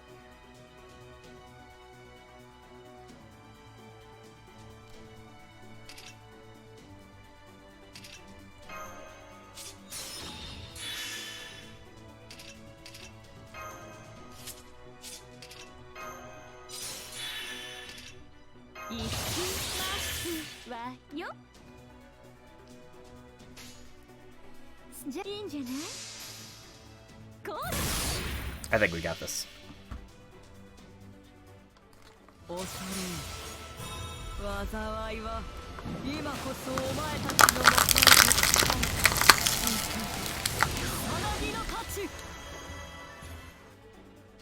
Yeah, we're fine. Whew! I got a little tense there at the end. That was a little nail bitey at the end there.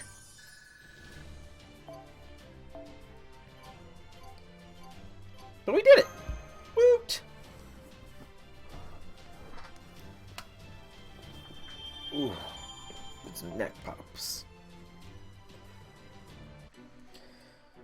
Alright. Section 10, Eulogy of the Planet of Primates 2. No battles for this first node. So ideally you can two-turn this next raid that I'm going to be getting to. Good. Oh no, you can't pick your Melu's Busters? Oh, you can one-turn it. Interesting. So what do you mean by... Don't tell me what you mean by drops. I'll figure it out when I get there first. Here I go. Flame and Thunder, come to me.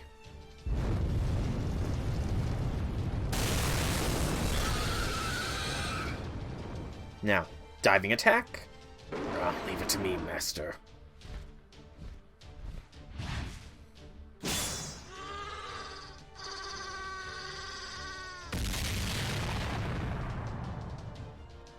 You can one-turn it with your 120 Melu. Nice. The Combat Beast Squadrons and other large loss can have all been eliminated. We've been fighting for 4 hours now. I think we've used up too much of Master's magical energy. Let's take a breather. So if you kill side mobs, you get rewards. Gotcha.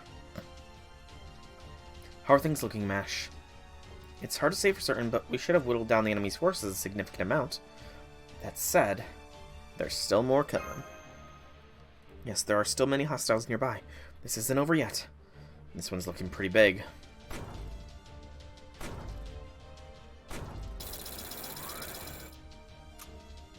A large combat beast. And there are more groups of Loskin and combat beasts headed this way, too. They just keep coming, don't they? They're like an endless swarm. Ugh, this is making me really thirsty. As soon as this is all over, I'm getting myself a nice, cold drink. Get us through this, and you get as many as you want. So hang in there, guys. Oh? Stormborder might be able to hold out against as many enemies attacking at once. But even with multiple bounded fields, the Shadow Border just doesn't stand a chance. We'll hold them off, then. Right.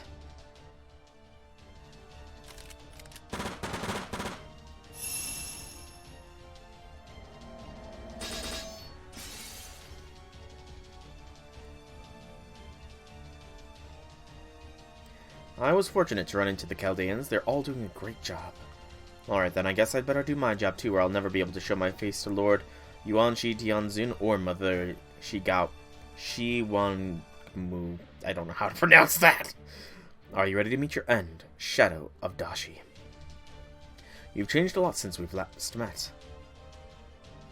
Did you change your perfume or something? Actually, never mind. It would be rude to ask. Now it's time. Thought keys, activate. The Kunlun Mountains belong to Yuanshi Tianzun.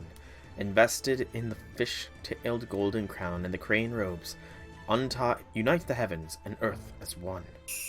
An immortal aura, godly and pure, divine Xian of paradise, descend now before us. In my hands lie peerless, treasured blades.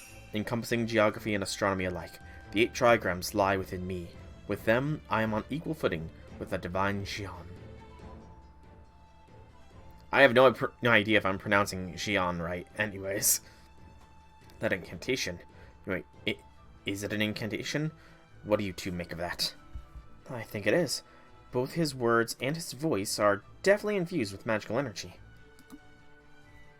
I don't know much about sage arts, or thought spells, or whatever this is, but I do get the sense he's saying some real crazy stuff.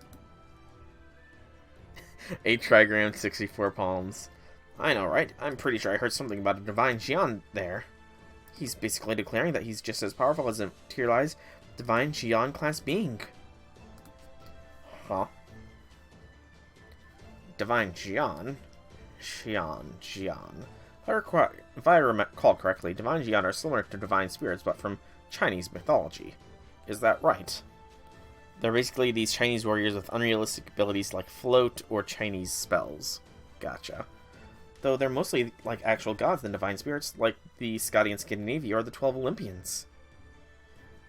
Basically, they're super advanced beings with powerful mystics and overwhelmingly strong spirit origins and spiritual ranks. Damn, seriously? That's one hell of a claim, Daigong. Indeed it is, but I, for one, have no trouble believing him. If his exploits as described in the Investiture of the Gods are anywhere near close to reality, then he is absolutely strong enough to rival the divine Xian. He did supposedly kill Gao Yuqian, one of the 4 saints of Ling Xiao Palace on the 9-Dragon Island, in a single blow. Well, and here I always thought he had this image of him as a tactician. He was a famed general and a practitioner of Taoism, powerful enough to rival a divine Xian. Normally, that would be super reassuring right now, but I can't help but worry about that incantation. After all, even if he does have ties to her, he's still making this declaration to one of the most powerful beings in mythology. More than a little bit, you know, it's just... I'm sure it'll be fine. Please don't fuck up. Please don't fuck up.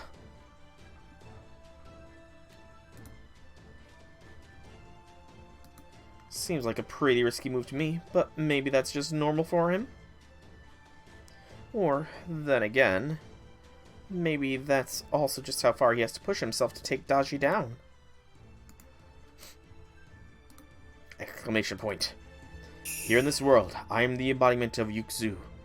Here in this world, I am the incanter of Feng Shen. I swear here and now, under the mandate of the heavens, I shall defeat this god and usher in a holy dynasty. Prepare to be sealed away forever, shadow of the Millennium Fox Spirit. I haven't heard of the Millennium item, the Millennium Fox Spirit. I've heard of the Millennium Puzzle, the Millennium Key, Rod, Necklace. Yeah, I never heard of this Millennium Fox Spirit. That's an interesting Millennium item, very specific. In the name of the Mother Goddess, Nuwa of the Three Sovereigns, know that the virtuous fruits of Taoism are not to be found in this world, Fox. Okay. Da Yao Shenghua Feng Shen Yan Yi. No, don't send me to the Shadow Realm.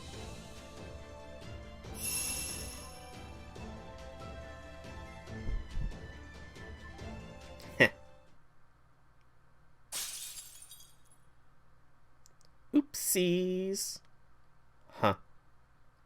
I'm so sorry. It was such a weak bound-to-field noble phantasm, I couldn't help myself. That's weird. Well, shit. That was my anti-beast noble phantasm, specifically tailored for Daji's shadow. It had the power of the 12 golden immortals.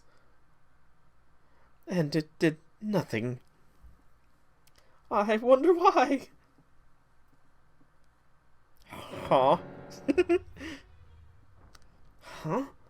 Taigong, how did you fuck this up? Waffle? Away. Oh, Taigong, what did you do wrong?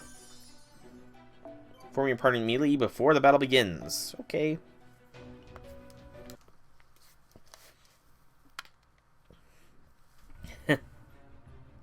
Lost his sanity there. I mean, looking at his expression, he kind of looked like he did. That was hilarious. I wish I brought a camera just now, crew. Offer that build up for a complete flop. You're quite the entertainer, aren't you? I thought you were most unusual, heroic spirit. Were you a court jester or something?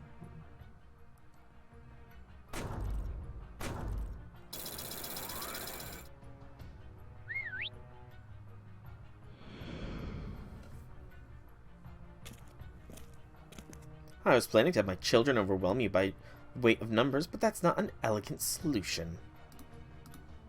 Since you put on such a good show, it's only right I return the favor. No.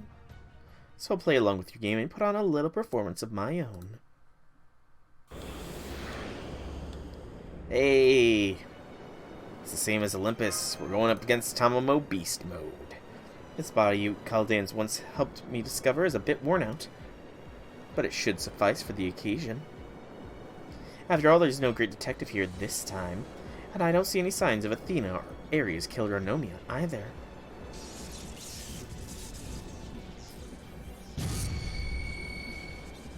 Her magical energy readings are suddenly skyrocketing. It's just like we saw in Olympus. I'm seeing spatial erosion in your vicinity too. She really is a beast. No, what sort of fighting forces do you have? Ah yes, there's the hilarious court jester, though I'm still not sure who you are. So it seems like the only halfway decent fighters you have are the Dragon Rider and the Divine Spirit. And I see the Divine Spirit has quite a nasty little sword, but doesn't look like she's fully unlocked its potential. That just leaves the pitiful imitation human girl and... Oh, I almost forgot. You. You are here too, aren't you, Master? I don't have any particular attachment to you personally. That black barrel of yours is a very good weapon, though. And by good, I do mean terrible. And as the executive director of NFF services, I have to commend your accomplishments. But as a beast, I find you the worst sort of trash this planet has to offer.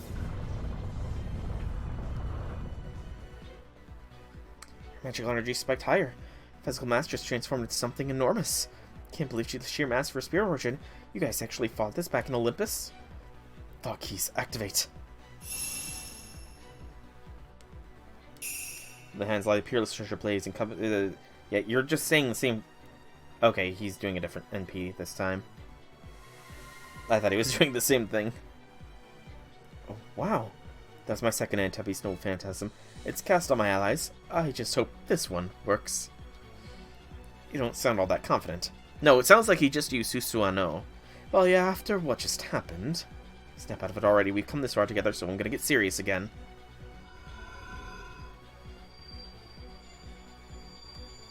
Susano. I never know how to pronounce these things, and it's been a while since I've heard it pronounced. Now it's Happy Cat time. Collar mash. Right, Habitat, I need your help.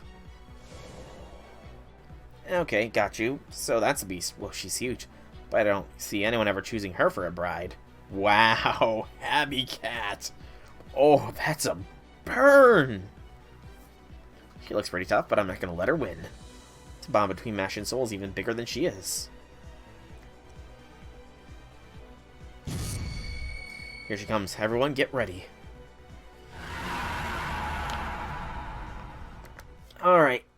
It's time for a beast fight. So, I need somebody that'll die really quickly here. So, give me everybody, and all the way to the bottom. I need weak servants, please. Okay, does nobody on my friends list have a weak servant? Why does nobody have any weaklings on their friends list? I can't believe it. Nobody has anybody weak. Yes. Yes, I am. How dare these randos have weak mashes? How dare they?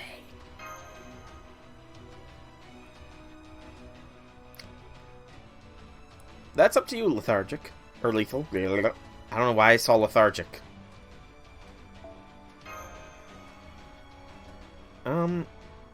Oh, wait, never mind. I found somebody. I found a weak Lobo. I found a weak Lobo, so you don't need to worry about that, lethal. Alright. Let's clear the party. So we want Mash.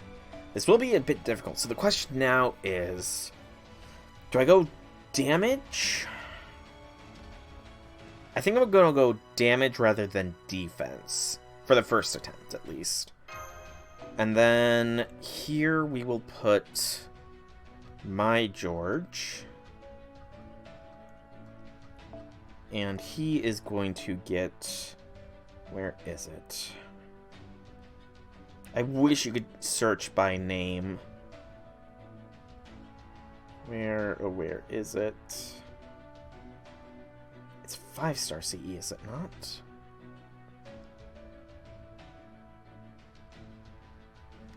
Come on. Take it out of there. There it is. Ideal Holy King. An extra 1200 HP. Okay, and...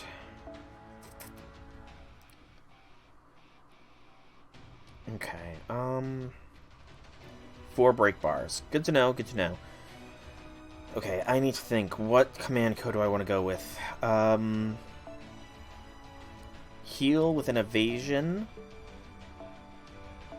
That doesn't sound too bad.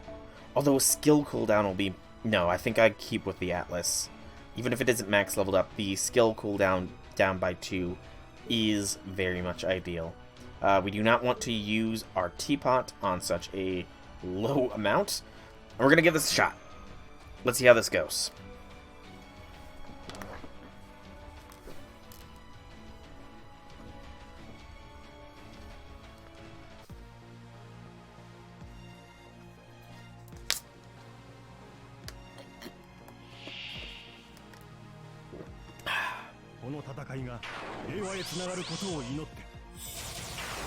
Okay.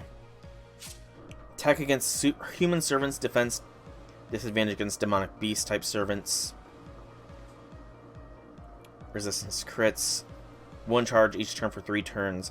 Increased hit rate and 1 turn of invincibility. Okay, that's fine.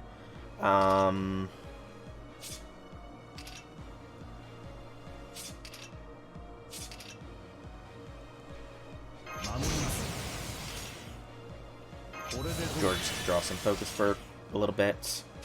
And let's start getting... Wait, what is debuffs? 3 turns of attack down. I can cleanse that now, but I think it's better served to wait.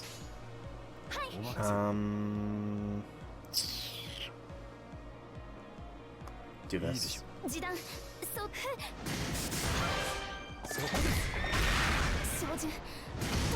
Not that many stars. Haze, Dazzle. Chance to evade. Oof. That's annoying.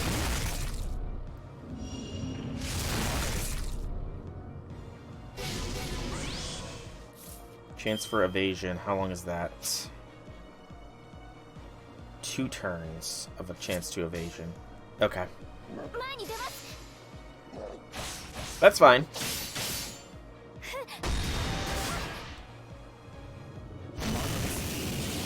She's got an AoE attack as well. There goes Georges. Okay.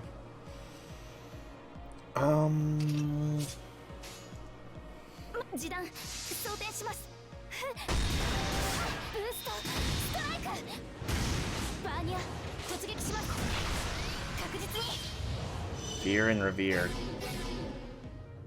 The inflicted terror.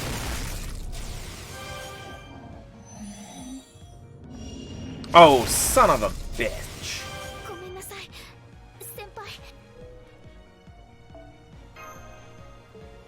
You would freaking do that, wouldn't you, Tamamo? Or Koyan? Thank you, Lethal. Thank you kindly.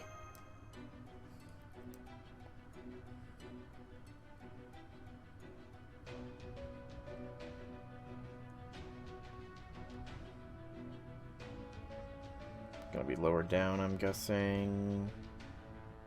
Ah.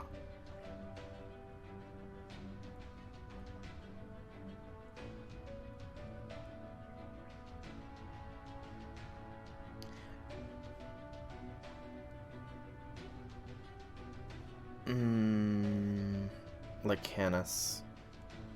Do I even... I'm not even sure if I've got you on my friends list. Do I? I thought I did. I'm pretty sure I've seen your name on my friends list before.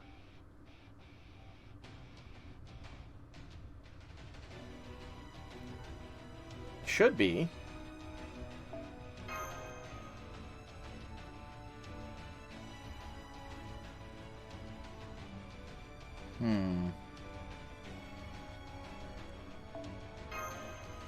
Type exclamation point FC into chat and then see if you do have me. Because FC should be my friend code if you type that.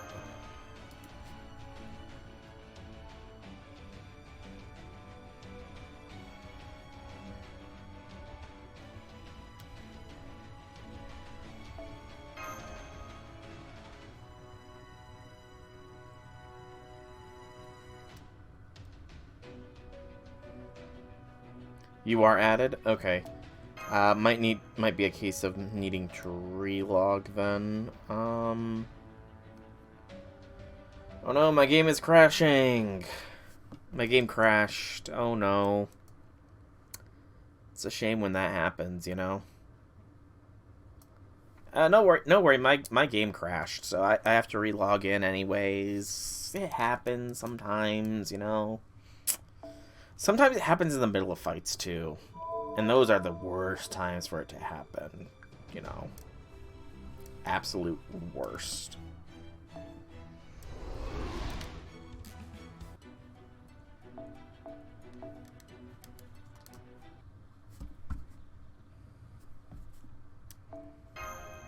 Yeah, it crashed. There's no quotation marks there, Outlaw. I don't know where you're seeing quotation marks.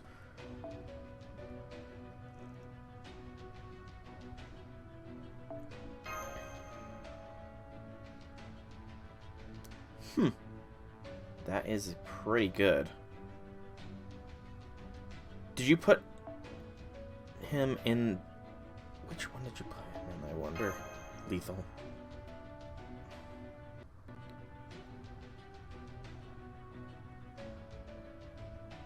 We are already friends. That's weird then. Unless you didn't put it in the event support. Maybe you didn't put him in the event support setup. Did you put him in your general support setup?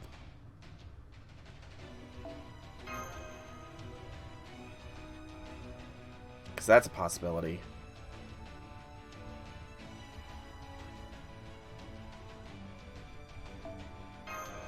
Okay, yeah. It's got to be an event support setup. That would be why.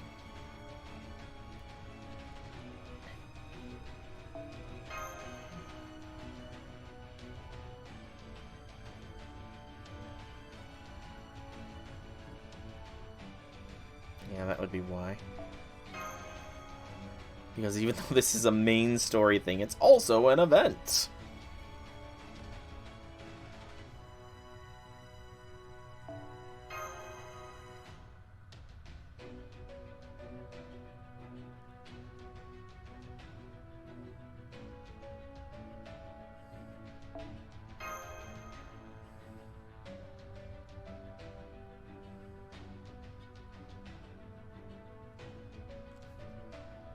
Hang on.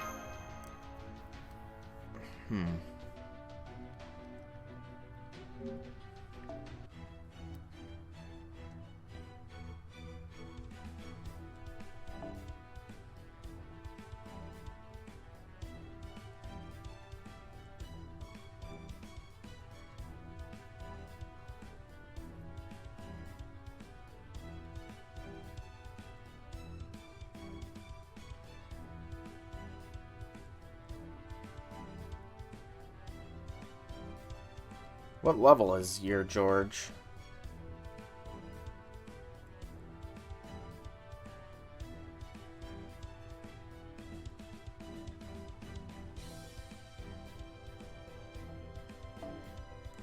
Yeah, that's weird. Let's see. 178239090.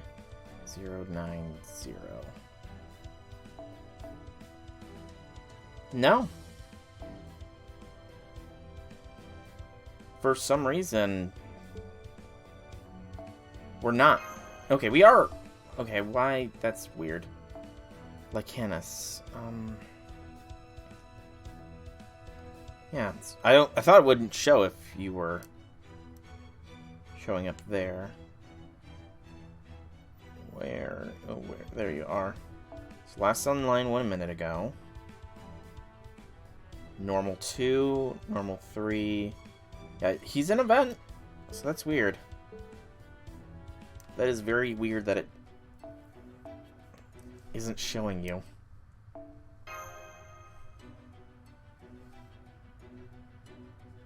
So, writers.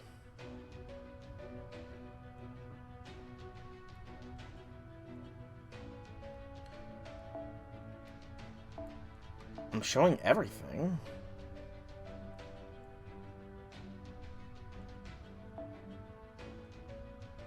Right? I think I am. If I press both of those, will it change things? Okay. I think I just had some stuff misclicked. There we go. We got it now. We got it now. What does the CE do? Okay.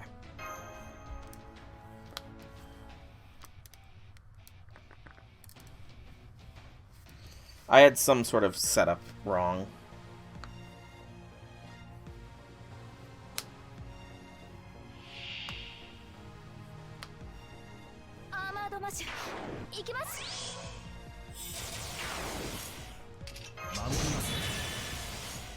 Alright, let's generate some quick stars here first.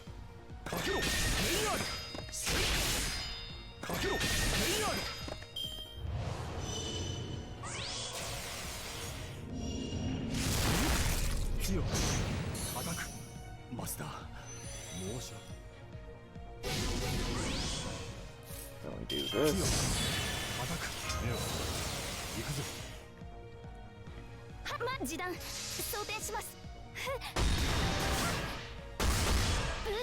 Sure hit with battery though.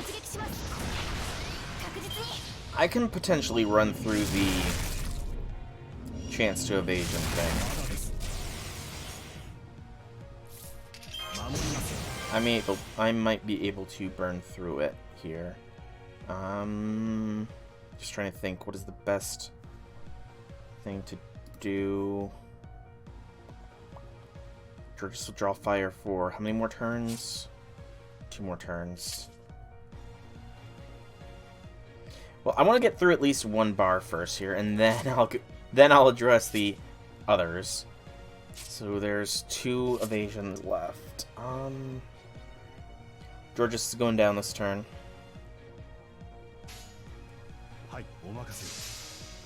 There goes through the evasions. Fear and Revere. We've done, but...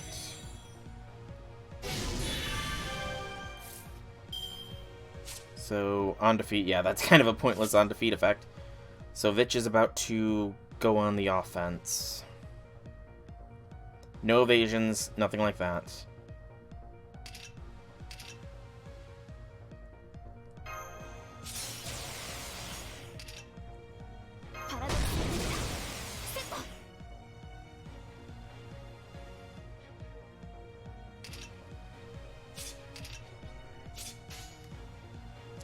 Go in what order? Bah.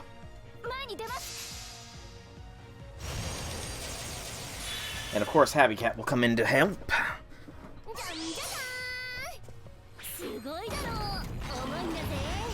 It's a personal objective. Mash is going to solo every single frickin' beast that she can.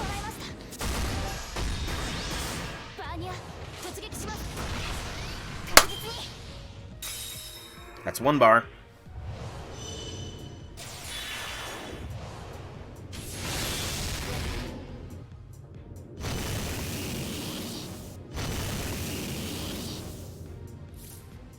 Okay.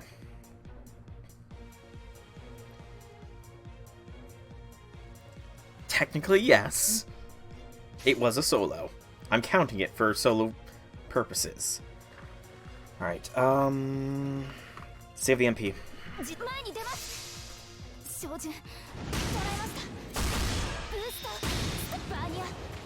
That's 2.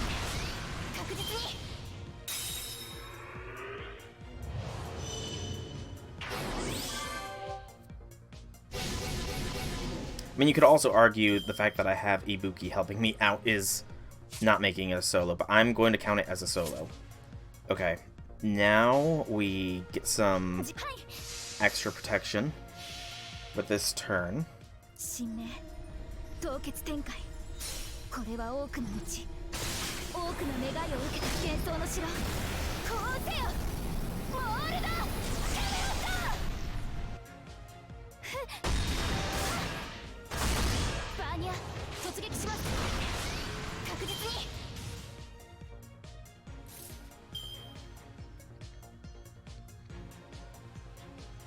BAQ, BAQ.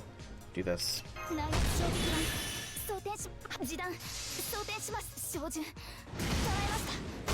Good. That's 3.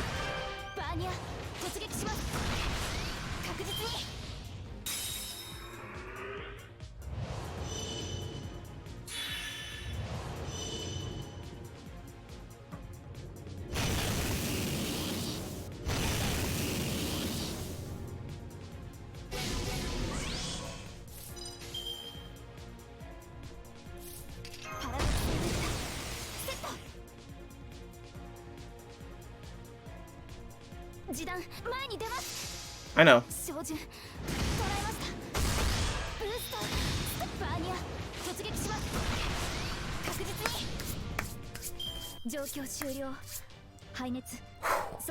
Got it.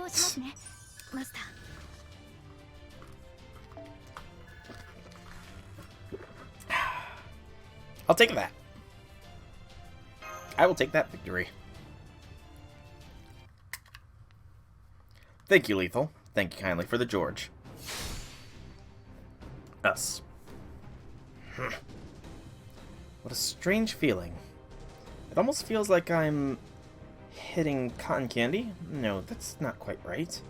There's something about her that makes my hair stand on end. I don't even know how to describe this feeling, and I don't like it.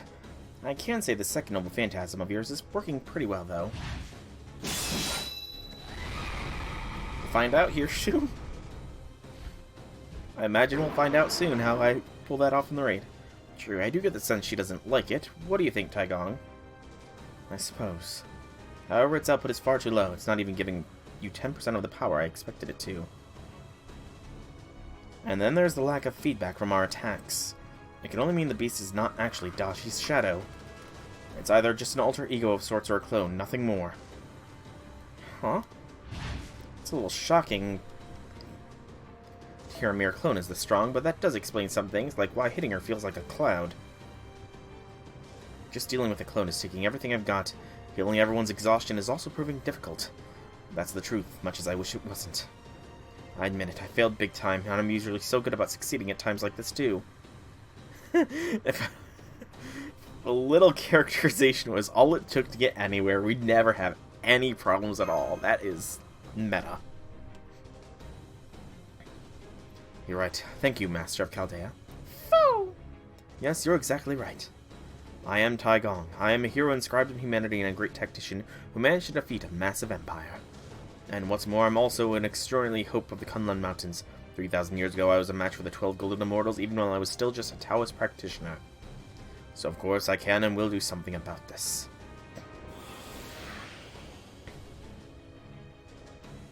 Are you all done flailing at me now? Then I guess this is goodbye. I hope you don't mind, but I'll be letting my children take it from here.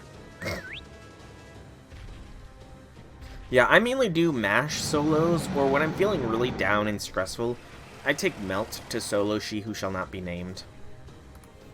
I'm detecting multiple hostiles again, and there are even more of them than we fought earlier.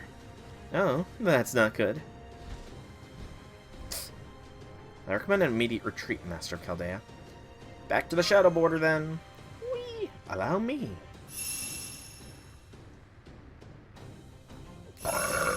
Excuse me.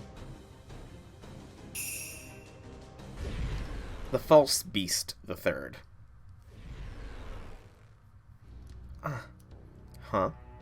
Yikes, how did a 3-meter beauty pop up in here all of a sudden?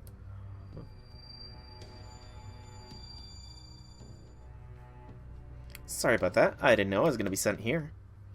I almost ended up in here with my mount. Good thing he turned into a spirit form in time. Simultaneous group transport spell. Must be the same Earth evasion spell you used earlier. Dr. Gordolf, would you mind taking control of the Shadow Border? I'd like you to get as far away from here as you can, as quickly as you can. Alright. Wait, what about you? Don't tell me you're still outside the border. Well, yes, I am, actually. Uh-oh, Taigong, don't do the sacrifice play. I'm going to draw Koyan's children away from you so that you can put as much distance between them and you as possible. If you wouldn't mind, we need Amaterasu, honestly. What about you? So what, you're valiantly sacrificing yourself? How disappointing. In here I thought we could speak as equals. Last thing I need is bad melodrama. Not at all. Me? Sacrifice myself. Of course I'd never do anything like that. Don't be ridiculous. I'm a tactician, an army's commander dying before the battle's end. Abandoning one's troops to their own devices? That would be the height of irresponsibility. I would be doing each and every one of my soldiers a disservice. And a dereliction of my duty to the world at large. Hey, Captain Venom, welcome to the stream. It has been a while. How be things, how be things. So no, I'm not sacrificing myself. The truth is, this is all an illusion. I may have amassed life force magic energy, and even a servant aura. But I myself am not actually here anymore.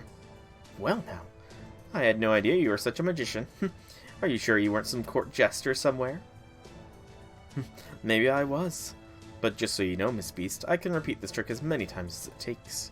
Every time you decide to go after the Shadow Border, I'll help them escape in the exact same way. Got MP3 Melu with no hope, no courts whatsoever. Ouch. Izanami, that's a reference. We could use Izanagi against Koyan, actually, would probably be useful. If you think seeing my technique enough times will let you figure out the trick, think again. I'm very, very good at Earth Evasion spells. I know over 200 of them and untold combination thereof. How do I know you're not just talking big?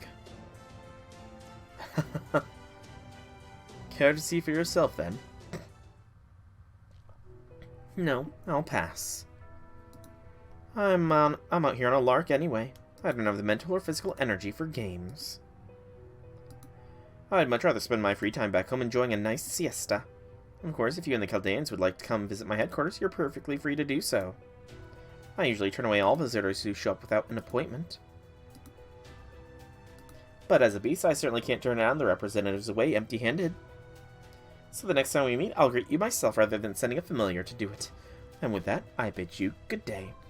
See you later then. Has anyone ever told you you're something of an odd bird? That's not a very nice thing to say, Miss Beast. But if you must know, yes, I get that a lot.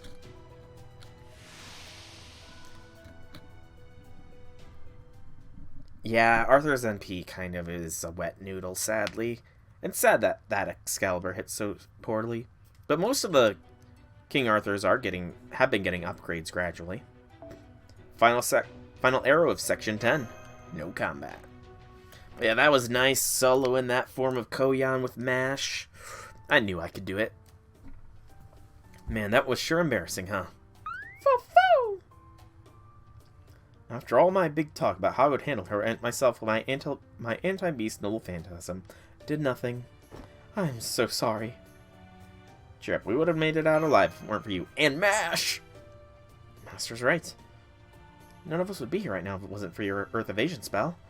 So please, don't be so hard on yourself, Taigong. We're all grateful to your help. Besides, I was really hoping to avoid any further fighting back there anyway. You did great, Taigong. Indeed, if it was a bad matchup, that's all. And who can blame you since Koyan we're dealing with here? You're the reason we didn't suffer any casualties or any damage to the Shadow Border, not to mention that we survived to have this conversation in the first place. So do cheer up, good man. As far as I'm concerned, you're every bit the Taoist I thought you were. Foo-foo! Well, that's good news for you, huh, Taigong? They definitely wouldn't have let you get away with the failure at that colossal Kiev, that's for sure. If you were a Bogatyr, you'd be dead from sheer mortification in the Sun Prince's court. Good thing you're not, huh? Ouch. Are you throwing a pity party for yourself, Taigong? Wang, is that it? I don't know why I put the pause between Taigong and Wang. That was weird. I know my credibility is in the gutter, but there's no sense dwelling on my many mistakes at this point. What's more, it's thanks to my grievous errors in judgment that I can now say something with new clarity. What's that? It's about her, Koyan. Fair-faced golden fox, the Millennium Fox spirit known as Dashi, who brought disaster and calamity to China 3,000 years ago, ushering in the end of the Shang dynasty as a beast, an evil of humanity. Some say she's one of the major figures behind Tamamo no Mae, one of the 3 great monsters of Japan. Right, although Tamamo no Mae continues to deny that. Why don't we just leave Tamamo out of this, huh? Things are complicated enough already. Thank you. Up to this point, my hypothesis was that the being you call Tamamovich Koyanskya was actually Daji, now transformed into a heroic spirit after her death. That is the assumption under which I materialized and prepared my special anti-beast noble phantasm. However, your second noble phantasm had some effect on her, but your first didn't work at all. The first was supposed to hit her on the inside, and the second was supposed to hit her on the outside. But the second one was the only one that worked, and at less than 10% at that. 10% of the effect I originally envisioned to boot. I don't know where I went with what I was saying. My brain is going ahead of my mouth. So noble phantasms will be created with Dashi's shadow in mind. Only had a limited effect on her outside. Then that must mean... Yes, what does that mean? What does that mean?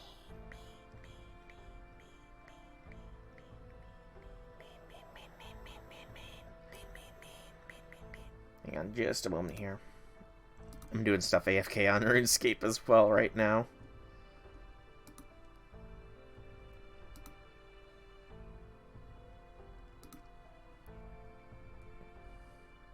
Indeed.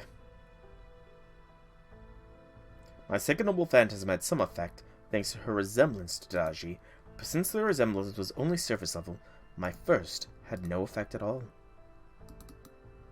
That in turn can only mean the beast we face is not in fact Daji's shadow. Although Koyan does look a lot like her, they actually have no connection whatsoever. Dun dun dun! They are completely separate beings. So we're not actually against Daji, but she kind of reacted to Daji way back in the Chinese Lost Belt, so... Section 11, Affection Descends.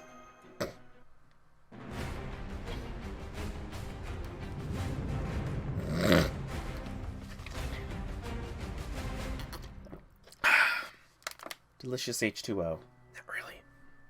I thought she was beautiful. I knew I had to fight her. I knew I had to kill her. The fearsome beast stole into the dying Shang dynasty, led King Zhao's heart astray, and performed all manner of horrific atrocities. The fair-faced golden fox had grown into a powerful monster beyond even what Nua, the mother goddess herself, had envisioned, and was now prepared to swallow all of humanity whole. Both Lord Yuanxi Tianzun, the greatest divine Xian ever, and Zi Wangmu, Queen Mother of the West, declared her to be the great evil that threatened peace and tranquility all over the world. She was a beast, a catastrophe with a will of its own. I sealed myself to fight her, to kill her. I understood that my Fang Shen, my god-sealing techniques, may not work on her even if I used all my strength. I knew I had to defeat her, even if I meant risking losing everything. My treasured twin blades, my 8 trigrams, my fire and lightning, and my very life. I understood all of that, I did. And yet...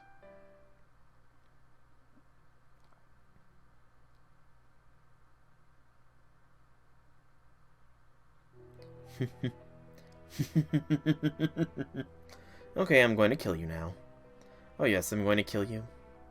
To defy me is to defy King Zhao, so you can only be a wicked, irredeemable insurgent. Now, die. And not just you, your parents, your siblings, your wife, your children, all of them. I want each and every one of them to die slow, horrible deaths. Go on then, die.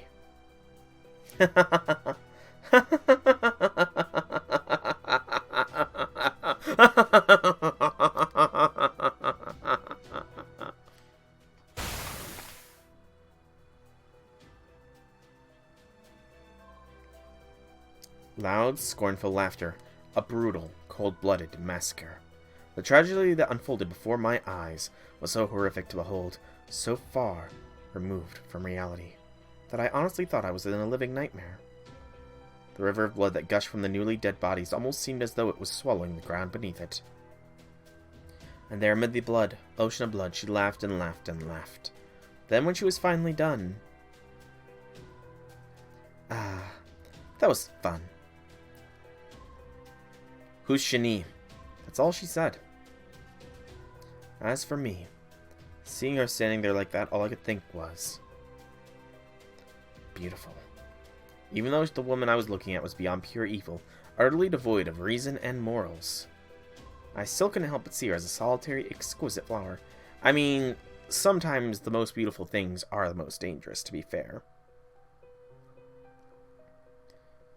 Can be a beast, can be its own thing, can be exists. There are similar myths where they don't explain anything, just get bad and unexplained theories, and say it can be this or that. Ah, it's Japanese for die. Gotcha. Well, I mean...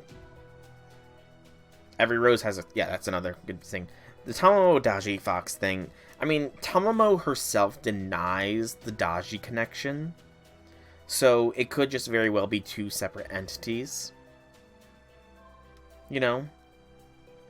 Plus, I mean, technically speaking, people say that Aphrodite is a derivative of Ishtar, but we very clearly have those as 2 separate things as well. So, technically speaking, how it is played out in our mythology does not necessarily be how it plays out in the Fate mythology.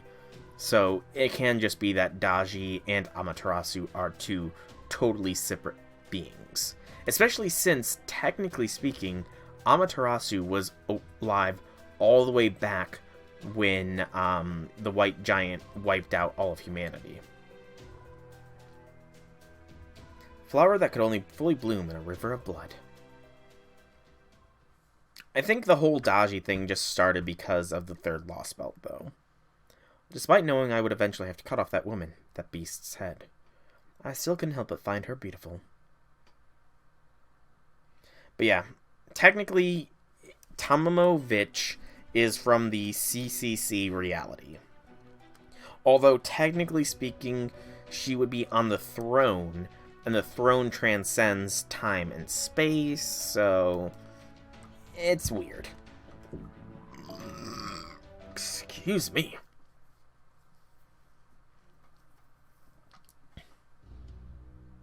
I'm sorry, would you mind if I double-check something? You said Koyan suffered a blow from Sir Nunnas in the British Lost Belt, correct? Could you tell me exactly what happened there again?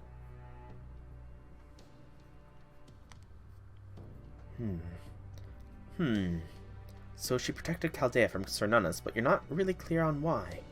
And she seemed to have done it deliberately rather than by happenstance or accident. That's right. Indeed. I see. I knew it. I really did screw up. I think it's different and worse explanation than what I said, but I won't give a spoiler. You think it is, so it might still be what I said. It might be that the Tunguska impact was the catalyst, the life around in the forest was the life force that summoned Tamamovich from an alternate timeline back 100 years prior, and then blank space she becomes a beast. I don't know what happened in between then and now, but something happened. Maybe, I guess, the lives of all the dead animals influenced her mindset in some way? Because, I mean, like, even if it is simple minds, if she had the minds of literally millions of others, their thoughts and feelings pushing into her, that could lead to the change. Screw! Once again, I'm so sorry. I should have paid closer attention to my feeling that something was off, no matter how slight it may have been. I'd nearly convinced myself that her suffering an injury by protecting someone other than herself was no more than sheer coincidence. But no, I was wrong. She may be a shadow, but she's absolutely not Daji. I should have realized that sooner. This has been a truly pathetic showing on my part. Koyan and Daji are completely separate beings. Now I can say with certainty that while Koyan does resemble the fair-faced fox, she is not in fact her. Really? Then you're saying Koyan, the immature beast we've been pursuing all this time, and the fair-faced golden fox, the nine-tailed millennium spirit, have nothing to do with each other. That's right. Koyan was undoubtedly modeled her appearance after Dashi, but deep down they are completely different beings. I see. Dashi you knew, who helped bring about the fall of the Shang Dynasty 3,000 years ago, you're positive she was the fair-faced golden fox, right? Absolutely. Dashi was definitely the fair-faced golden fox, the millennium fox spirit. You'll see when this ends, though. I don't like this Tamamo explanation too bad. I like Vich more than OG, but I don't know, it's weird. I guess I will. She's a great specter who ignored the goddess Nuwa's orders to quickly bring about the end of the Shang Dynasty and instead let her evil nature run wild, killing and torturing innocent people. Daji was a ferocious and powerful being, a nine-tailed beast so ferocious she brought a nation to ruin. I must say this is quite the pickle. I thought the whole reason I materialized here was to rid the world of her once again. I really believe that was the will of Lady Nuwa in the Sage World, but that I bring Daji's shadow to justice. But I couldn't have been more wrong. So what you're really saying is... No, that doesn't necessarily... This does not necessarily mean that she is not a Tamamo. There is a difference between Tamamo and Daji. But I guess, I mean, in the context of the game, to be fair, we don't know about the CCC verse. Or no, not CCC, but we don't know about the Extraverse. Tamamo herself has made references to the Extraverse. In fact, Nero has as well. Both Tamamo and Nero have some level of knowledge of the Extraverse. So we don't have that knowledge. Tamamo knows about all of her different tales. I do think Koyan is still a Tamamo. Yes, she's insisting she isn't Daji, but... But now, since when is Tamamo a category? I know this may be a big ask, but please try not to confuse me with any more than strictly necessary. You don't look so good, Director. Easy there. Deep breaths. Here, have some water. Oh, thanks. Wow, that was really good. It's from the stream in the life zone. It's nice and cold, so clean it practically sparkles if you hold it up to life. And it's just the thing to help you relax. Here, have some more. I do feel calmer now. See? What? Oh, no, nothing. I was just thinking how considerate you are. You'd make a good mother. Yeah, that'd be fair. Gotcha rage is indeed a thing. Like I said, I can do just about anything. Though that doesn't mean I can do everything. Foo! Oh, you want some water too? Here. Foo foo! There you go. Okay, now that the director's feeling better, let's get back to the subject at hand. Agreed, let's go over everything we know. First, we can now say that Koyan is not a divided spirit of Daji, nor is she another aspect of her. We can also rule out the idea she may be a caricature of her in heroic spirit form. There is no longer any doubt about any of that. Yet, what's equally certain is that Koyan clearly has modeled herself to resemble the fair-faced golden fox. You do have a good reason for thinking that, right? I'm still not convinced that she is not a Tamamo. Like, outside of the whole extraverse knowledge that we have, there was also the fact that the reason Koyan did not unleash the full breadth of her spirit origin in the Chinese Lost Belt was because it was too close to Amaterasu's influence, and Amaterasu is a beast. So if Koyan, who I'm still convinced is Tamamo Vitch, unleashed her full spirit origin, she would just become Amaterasu. Tamamo Vitch wants to become something other than Amaterasu. They've not convinced me that Koyan is not Tamamo Vitch. I do. I hope you know what you're talking about this time, Taigong. We can't afford a repeat of our last engagement. Rest assured, I have every intention of redeeming myself. I'm basing this assertion on her personality, her actions, how poorly my spells worked on her, and her tales. Her tales, huh? Fo-fo! At this point, she already has enough magical energy to fully reach her maturity as a beast. Given how strong her familiar clone was, that much is certain. Just badly scream script in that they need say, oh look, it's Amaterasu, then they say Daji is convenient, not clearly enough to explain waifu people like her. Yeah, I'm looking at this from the deep lore perspective. Yet she has yet to fully mature. Why is that? I believe it's because she sees the fair-faced golden fox with all 9 tails as a standard she must strive for. Trying to get new tails, huh? Yeah, I could see that. While we're on this subject, though, this is just a thought I had, but I suspect her tails may in fact be her various acquisitions from the Lost Belts. She was collecting tails in the Lost Belts, then. That's right. I believe that she is recording information from each of the Lost Belts creatures in her tails during the process of turning them into her lost kin. What are you talking about? I think you might have skipped something important. Mind filling us in? I'm talking about the fact that even her clone spirit origin had incredible mass, to say nothing of Koyan herself. As far as I can tell, she currently weighs several 100,000 tons, which is the same as any kaiju, as I believe you call them now. Okay, Taigong, she might be our enemy, but we don't talk about people's weight. Especially a woman's weight. You never talk about a woman's weight, Taigong. Geez, even if she is an enemy. While her mass may not be as immediately obvious as the large amount of magical energy she possesses, it is definitely there and definitely, well, massive. It's the weight of her very existence. So I think she may have gotten there by taking in information from 6 different Lost Belts through her Lostkin, transmitting that information into her tails and using them to grow to her current state.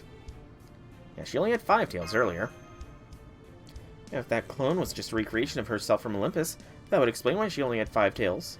It's also possible that she only has 5, though. Oh, she lost one of them in Britain. Yeah, she did lose one.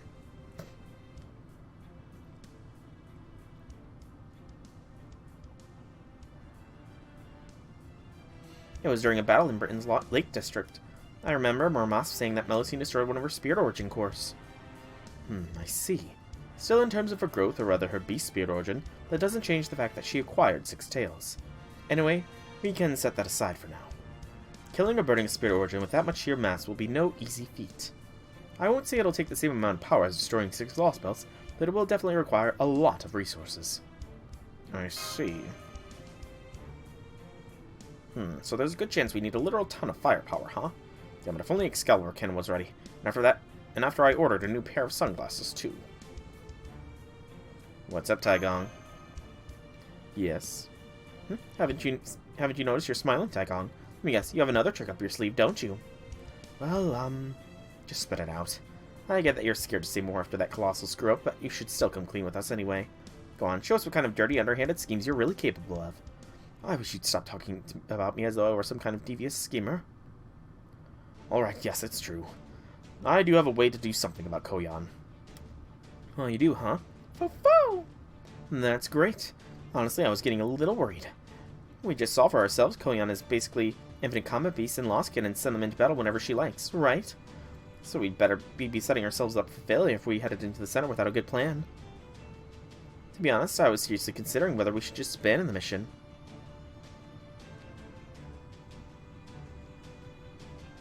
I have not seen her raid form, so I don't know what you're talking about. Get out of this place as soon as possible. Morningstar. Course change. You're heading to the heart of this place. Already done. I can basically tell things were leading up to that. Good. Hang on. Shouldn't you at least wait until your commander actually issues orders? I do think we should make our way to Koyan's stronghold rather than run away. My first anti-beast noble phantasm may have been a complete dud, and my second may have not been a complete much better. But even so, I promise you all that I will find a way to resolve this mess. In fact, I already have a solution in mind. I take in your confidence that we can expect results this time. Absolutely. I know my anti-beast noble phantasm missed the mark earlier, because I created it on false premise that Koyan was Daji's shadow. But no matter how enormous or powerful a beast she may be, she's still immature. Which means we have room to develop a strategy to defeat her. Even if we have no idea who she truly is, we can still make a plan to bring her down for real this time. I can't say for certain it will be very effective against her, but I can say I do have one more trick up my sleeve. Defiant. He actually said defiant. Whoa, what an incredible confidence. I tend to be extremely pessimistic and cautious, and even I feel like I can put my full trust in you. Foo-foo! I get it, we hit her as hard as we can, right? That does usually solve most problems. I'm afraid brute force isn't the answer to everything, Nikich. That's just how the world is. Huh? Then I don't get what you're saying. I admit it's built on inferences, stacked top of inferences, but that aside, would you all mind coming closer so I can whisper this next part to you? Okay. Foo-foo! I don't think he was talking about you, Furball, but I guess we can't kick you out now. I was part of the team too. Besides, we shouldn't be excluding anyone at this point. Indeed. Now let me put up a soundproof bounded field for good measure.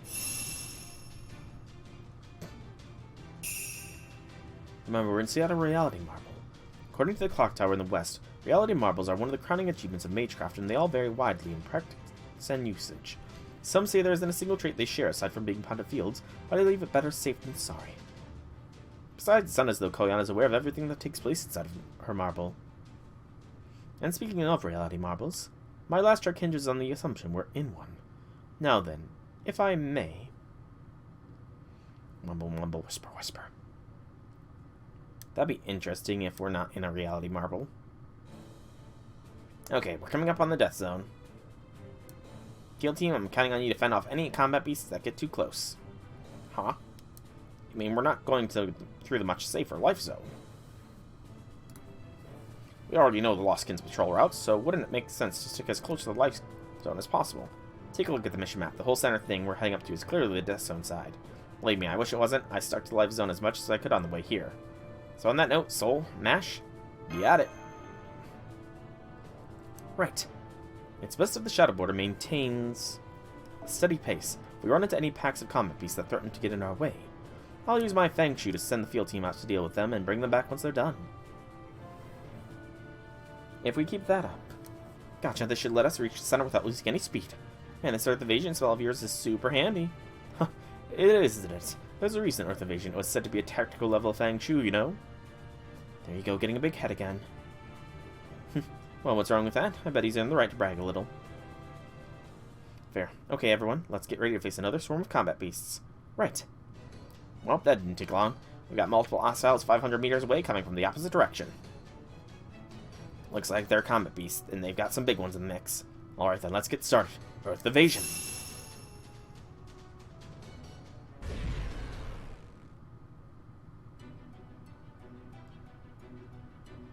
Alright.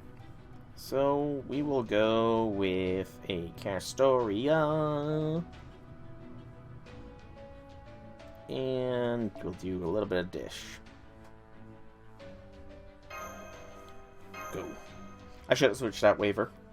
I don't know why I kept Waver in. He's not going to be gaining any bond here. 12 enemies this time.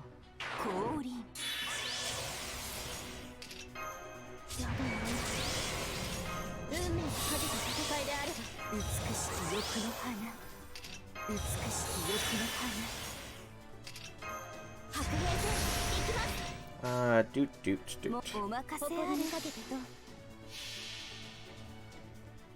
愛の世界燃える宇宙望むすべて可弁となるまあ終型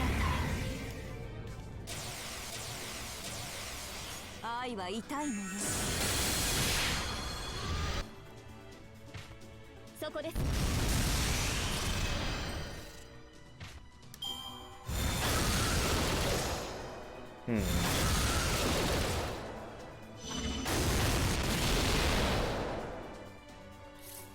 Interesting that this should bring in the next one immediately. Yep, it does. Awesome. 愛の世界燃える宇宙望むすべて可弁となるまあ終型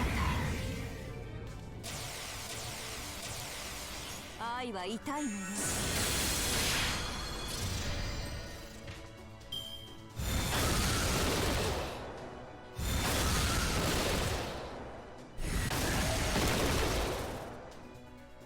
So now we do you. もちろん燃えるならお静かにここで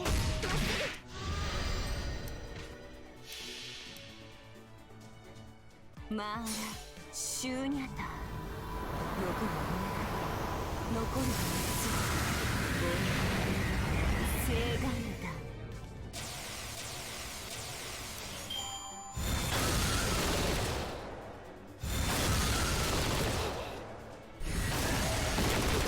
Let's not kill our Castorias, please. That'd be very rude of you, game.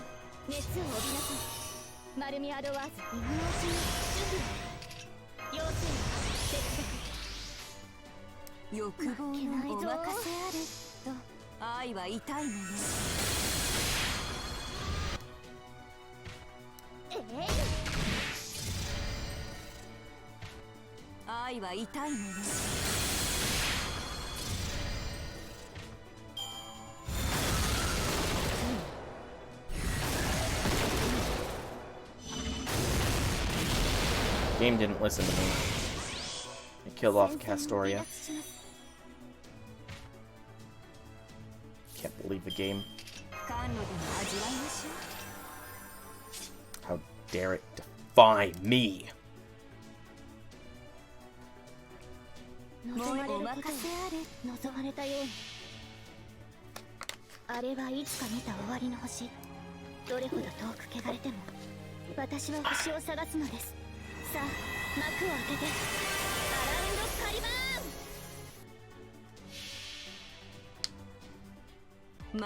It'll be fine.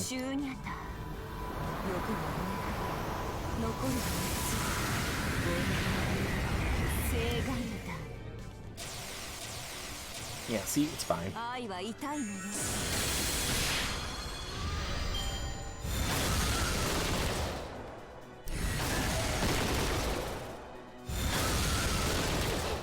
Bye, Castoria. ごめんなさい。やっぱり。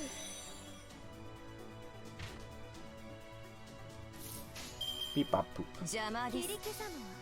愛が痛いのよ。トランプ見切れる。さあ、めくるめく夏を続けましょう。Alright. Gotta be getting close to the raids now.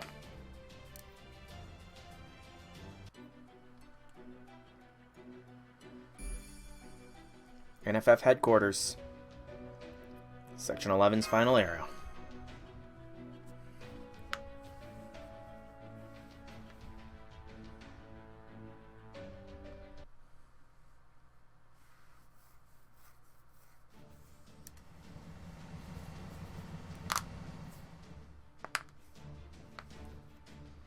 Well, we did it. We somehow made it through. And there's our destination. I'm not going to repeat coordinates. Wait, what the? What are you seeing? Let me have a look. Huh. Is that an office building? I'm not seeing any more hostiles nearby. It looks like there aren't any at all within scanning range. I thought we'd have to fight our way through an even more combat beast than ever to get to Koyan's headquarters, but it's so quiet. There's nothing here at all. Not so much as a magical energy signal that could possibly be a Loskin. We know she defended Chaldea from Sir Nunus in Britain. Perhaps she truly is exhausted and just wants to recuperate somewhere quiet. At least that's one possibility. Who cares if there's no army to get in our way? We can just go right into her castle. That's all that matters, Dragon. I'm ready. Mash. Soul. Right. I'm good to go. That's the spirit. Sibu Xiang. Mo. Well, what did that animal get here? I do beg your pardon.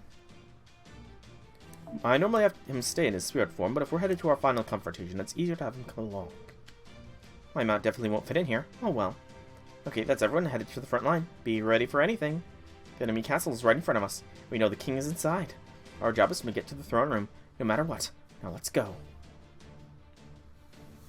Buggeteers, charge!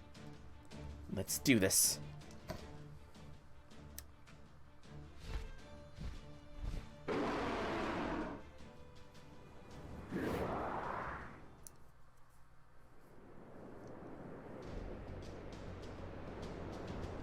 In the middle of the desolate wasteland, the beast's throne was towered over the onlookers.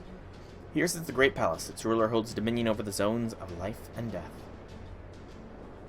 The center of the reality marble, ground zero for the massive explosion that devastated life for kilometers around over 100 years ago.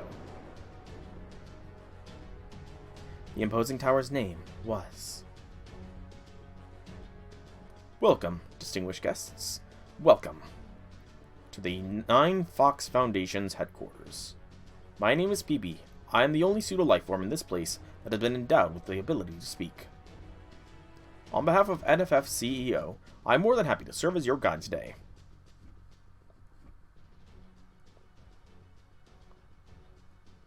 Huh? That's a surprise. I wasn't expecting the guard to be so polite.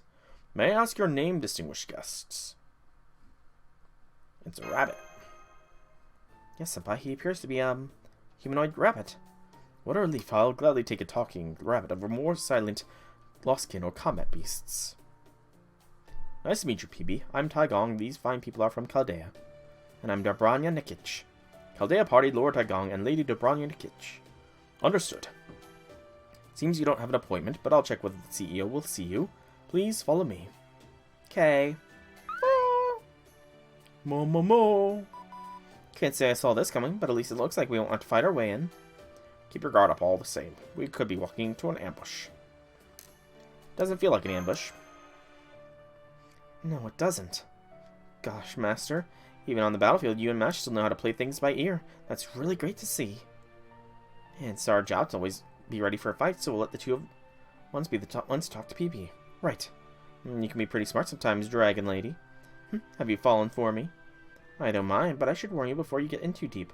I can be dangerous.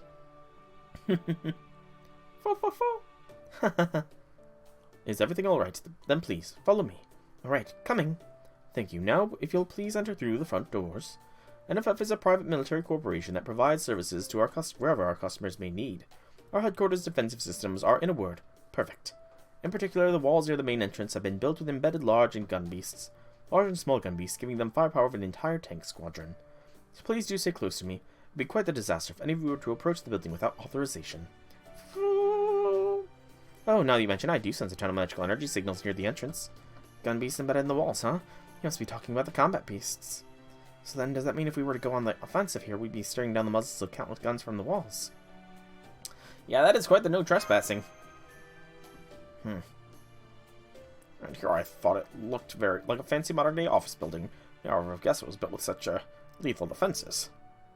Indeed, it was. Now, if you would so old school kindly form 2 lines, that's it. Thank you. Now, let me show you to the hall.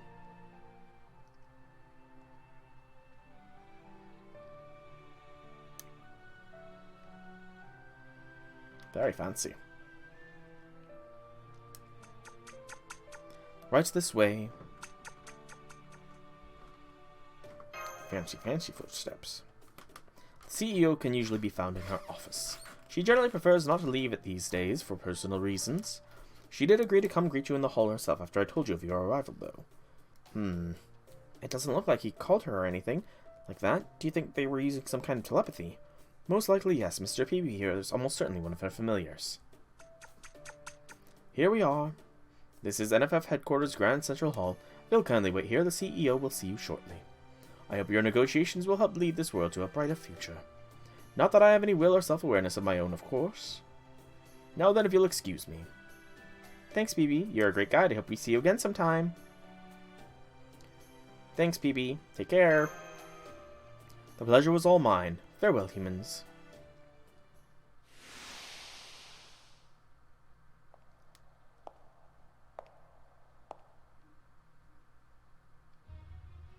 To be perfectly honest, I'm a little surprised. You do know that inside a reality marble, you're inside a reality marble, yes? And that I can create as many kin and beasts as I please. I showed you all as much before, and you had no choice but to flee with your tails between your legs. The gap between our fighting forces is measured in miles, but here you are anyway. Does that mean you have some delightful new idea you're going to show me then? Now, first I must thank you for agreeing to speak with us. As a matter of fact, we were surprised as well. Both that you're here chatting with us like this, and that you created something like Lord PB. I never would have dreamed you would create anything that spoke human language in this world. All this time I was convinced you detested humanity. That you hated everything about humans, really. Well, I do, but that doesn't mean I don't see their value. Regardless of my personal feelings towards someone, I always respect notable accomplishments. Granted, in humanity's case, such accomplishments are extremely far and few between, but they do exist. That's why I created PB. You know, I have to thank you too for speaking to him as an equal. I'm rather fond of him as well, you see. Extremely far and few between, huh? Hard to imagine who she could mean. I'd really like to know too. Extremely far and few between, I see. It's a shame I'm not one of them, Miss Tomomovich Koyanskya. Oh my. You're calling me Koyanskya now after you insisted on calling me by another woman's name earlier. Hang on just a moment here.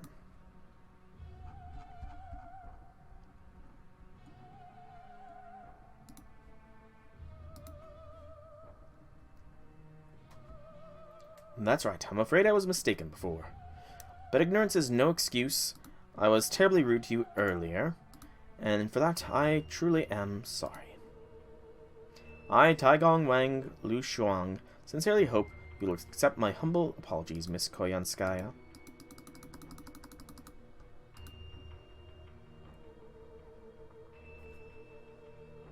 Well now. You really meant that, didn't you? I'm touched. But let me guess, behind the hand you extend in a peaceful gesture, the other hand is reaching for a hidden gun, right? That's how humans hunt, that they're duplicitous by nature. Am I wrong, Mr. Taigong? I assure you I have no ulterior motives here. Getting someone's name wrong repeatedly is incredibly rude. I'm also told another Chinese hero made the same mistake before me, albeit in a lost belt. I know I cannot truly apologize on their behalf, but I am genuinely sorry that happened. Alright. I accept your apology. Besides, courtesy is one of the few virtues humans have. Whatever happens, I can promise you I won't torment you before killing you. Yes, something on your mind? One of our few virtues, huh? You may be right about that. As primates, humanity may be the dominant species on the planet, but we also consume untold resources in order to maintain our civilization. Just living our lives results in the deaths of many other living things. If we think of human nature as a sin, a monster that consumes resources far more quickly than it can be renewed, then the few virtues our civilization, societies, and cultural exchanges have created must be absolutely pale in comparison. Indeed, no accomplishments you could ever manage will ever make up for your monstrous nature. You're no more than apes who change your biosphere from a symbiotic cycle to one of endless consumption. No, that's an insult to apes. Even to them, humans may as well be aliens. Even though you feel guilty about the harms you inflict on your fellow higher animals, you see every last one of them as all things to be consumed. Though I suppose the way you at times seem so courteous is just one more reason humans are truly irredeemable villains. Even taking all your good and bad into account, on balance, you utterly disgust me. And now that you've traveled to my world, my reality marble, surely you must understand what I live for, no? Surely you understand why I support the foreign god's invasion, even as I pursue my own goals outside her purview? No, she doesn't necessarily want all humankind to be wiped out. Oh my, you really do understand. Make no mistake, my objective, my very raison d'etre, is the extinction of humankind. But that doesn't mean I want to exterminate them myself. Not... It has to... I guess she knows of their nature as a beast that humankind will eventually be led to extinction under her love. Far too much of a hassle. I am perfectly happy to let the foreign god handle that. I truly don't care if we're talking about humanity in the Lost Belts or proper human history. It's all the same to me. All I want to do is enjoy myself as I watch them die out. I want to see that insignificant, self-important bunch of walking eos scream, sob, and struggle. As their numbers are reduced until there's only one left, crying helplessly as their own life is snuffed out. That's what I want to see with my own two eyes. You could even call it my aesthetic if you like. How else could I possibly assess just how miserable, meaningless, and insignificant the last remnants of humankind will be? Can you imagine any other life form accumulating such wonderful technology knowledge in only a few dozen millennia, only to them meet such an ignominious end? They'd ruin their lands, reserved no pity. Even their own people divided themselves into selfish factions. And in the end, all they have to show for it in the biosphere were the obviously strong devour the obviously weak. I think, Buster, that my original theory has a little bit more weight. I think that the Tunguska impact was the catalyst. The animals in the surroundings were the life force that fueled the summoning of Tomomovich. But to add on to that, the reason she's so evil now is because even if it is not the same amount of intelligence as we necessarily have, she probably got the thoughts and the feelings of all the animals that fueled the summoning for her, and they themselves know about the evils of humanity. So just thousands, maybe even millions of thoughts mashing into her own, I think that is why she is as she is. So I'm going to record their final moments and auction them off to all other beings in this universe. Tell me, everyone, how much do you think this civilization is worth? Well, I can't wait to see what it all ends up selling for. Could it be billions, millions, thousands, hundreds? Then maybe I'd be lucky to get anything at all. Trash is trash, no matter how you dress it up. And who would ever pay so much as a cent for trash?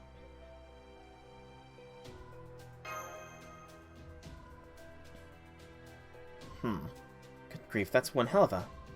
If you really believe that, then you're an irredeemable villain here.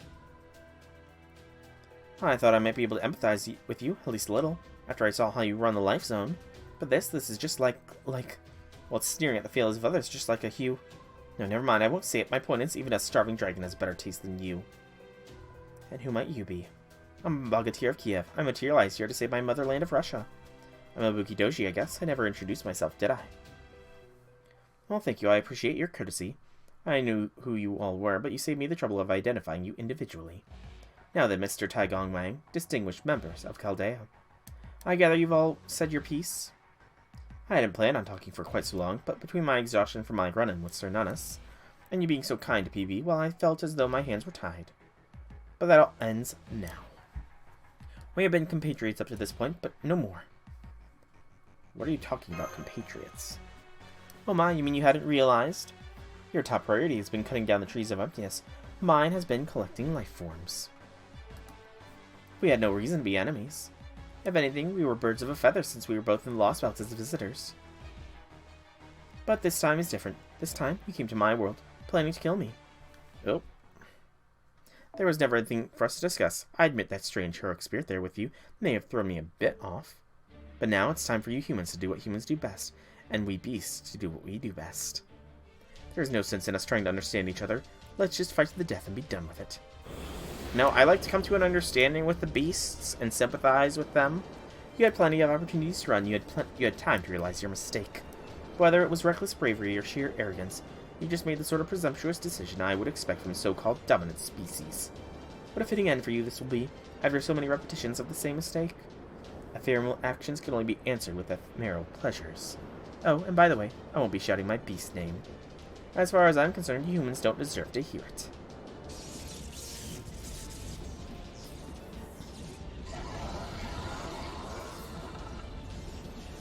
Koyan's magical energy is rising rapidly. Here we go. Her magical energy type is nothing like the shadow we saw before. I can feel the spell I'm using to protect my spirit origin being eroded. This power must eat away anything related to humanity, even divine Xian level defenses. So she's coming for us, huh? I'm sure she's going to appear with 6 tails this time, though I can't see how powerful she'll be until I see her for myself. I'll put up as many mental defenses as I can, but try to keep a hold of yourselves. Even the sight of a beast like her is a dreadful weapon all its own. I'm not going to look away.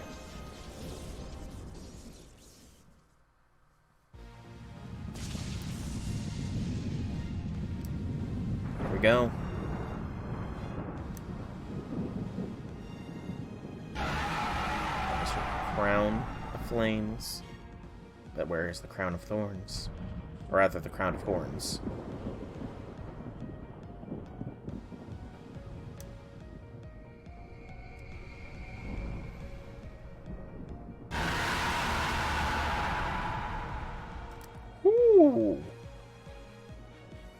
Okay.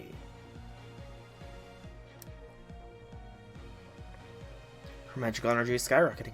The Shadow Border sensors can't even measure it anymore. I'd say it's safe to assume that she's got at least as much magical energy as the Divine Spirit.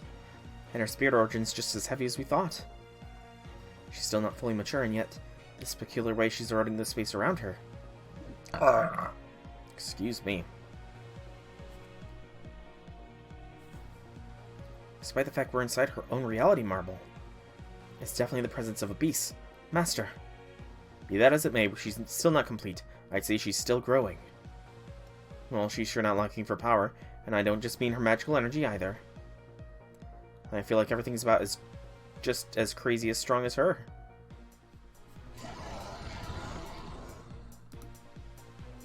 I am Beast the Fourth. Had there been no other beasts to compare myself to, the Beast of Taming would ever... Had there been no other beasts to compare myself to, the Beast of Taming would inevitably come to dominate. Compassion, protection, devotion, scorn, murder, love. At times you direct your flames to slaughter. At times you offer recompense and resolution, and extend the hand of contradictory affection. Cruel humans, your wild nature has long been lost. Those things on her head, are those the great horns? Probably, given how much magical energy she has and how massive her spirit origin is, but her curse is still there. And without enough tails, she's pushing herself beyond her limits. She is. That's right, she's trying to force herself into a state of completion, but she's grown her body too quickly for the rest of her to keep up. On the inside, she's still developing. She's practically a walking chrysalis right now. So she's just about to hatch, huh? Beast of Taming. Senpai. Koyan, even if it's so contradictory. I don't think loving something is evil.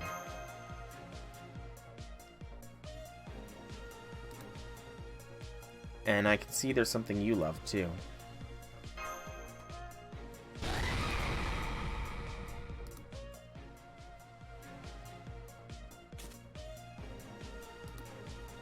Thought keys, activate. Hang on just a moment. The Kunlun Mountains belong to Yuanshi Tianzun.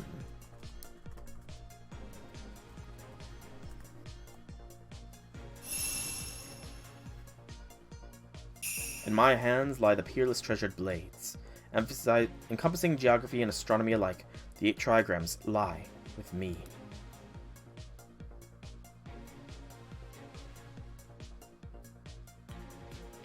I'm not going to pronounce that.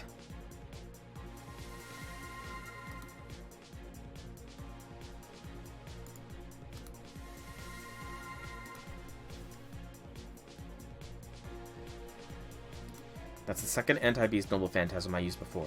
It should still at least have some effect on her, given she's modeled herself after the fair-faced fox. It won't be enough to finish the job, but it should help us hold out until the very last moment. Great, thanks. I'll take it. Now it's time to get serious. I'll call on Orochi, too.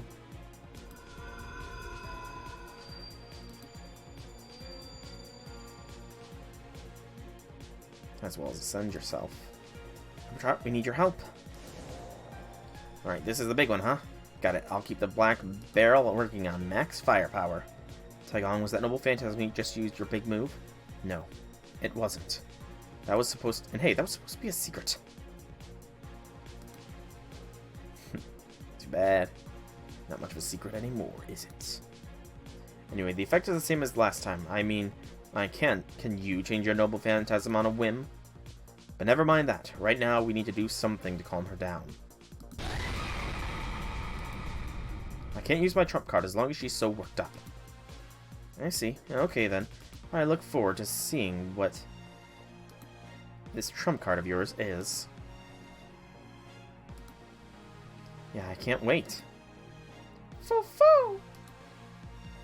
Momo. I'm excited to see what you've got, too. Right, I have high hopes, too.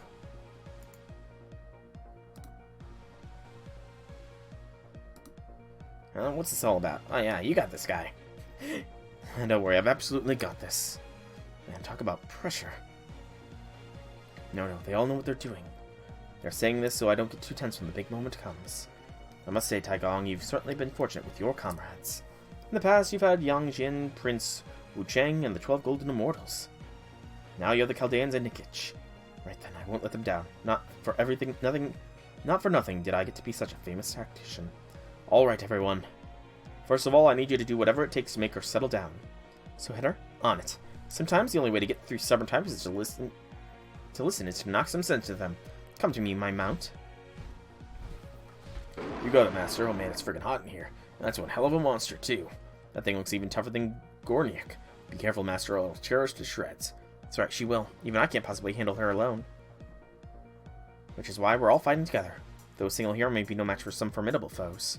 There's no foe Bogatyr can't overcome by fighting alongside trusted comrades. Hup. Make sure you hold on tight, Master. Let's go, everyone. This will be our final battle. Mash. Right, Master. Activating Ortanax combat mode. Raising output to maximum while preserving auto-maintenance functionality. Damn, the Black Barrel's been reinforced. Go get her. Output has been reached 100%. Switching Black Barrel to physical round support mode. Battle preparations complete. I'm ready, Master. Let's take this fight to the beast. Understood.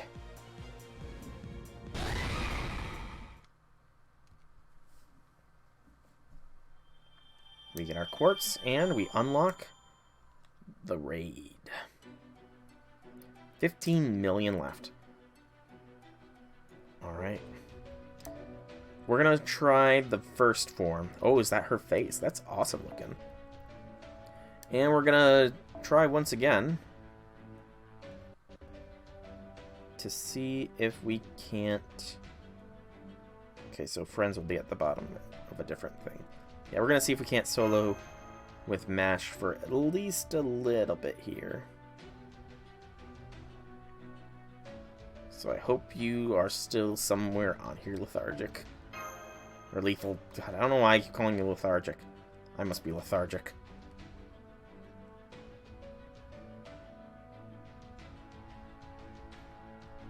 I'll just keep refreshing though.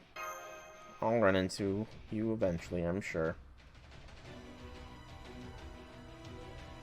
Or somebody with Georges. Oh, I honestly have no idea what to expect here. It is a different fight altogether, after all.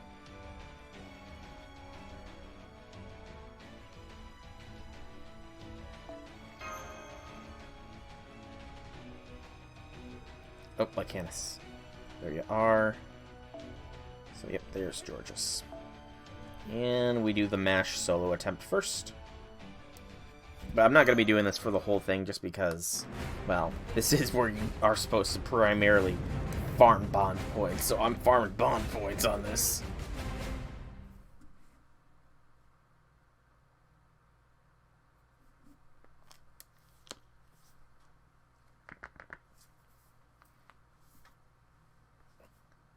Ah, excuse me. Oh, that's beautiful looking. Evil of humanity, reproduction. Okay.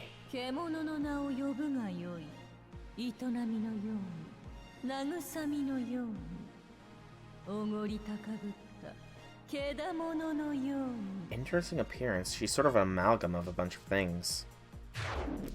Almost 1,000,000 HP.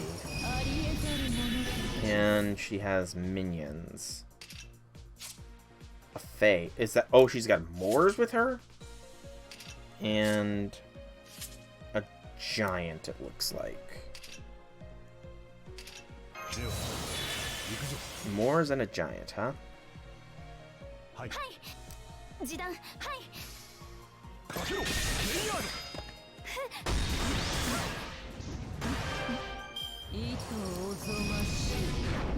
Terror time again.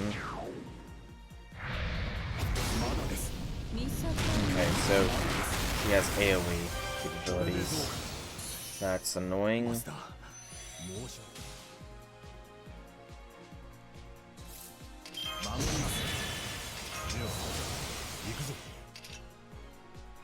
Get rid of those debuffs on MASH. BAQ.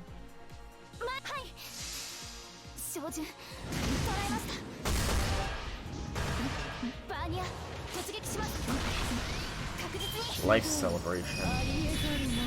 She gave them all charge as well as heal.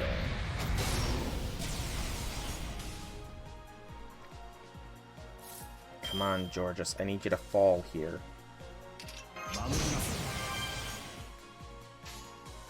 Get some stars before you fall, though.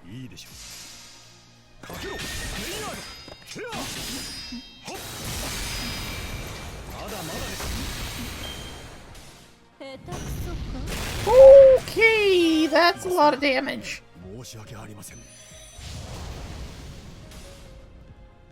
That was a lot of damage. Get that invincibility on MASH for a turn. And then BAQ. You should get a black barrel or not. No black barrel. That's annoying.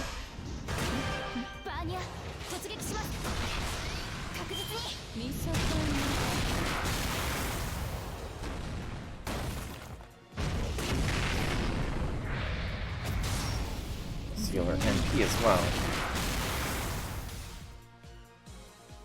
It's fine. We have another invincibility. Go BAB.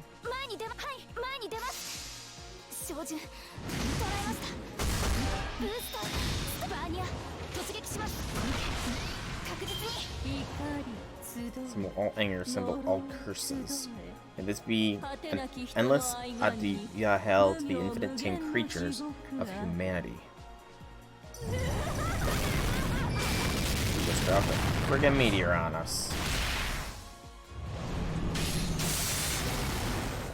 And it's just a curse.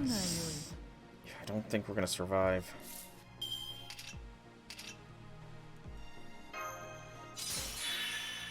Especially with NP still sealed!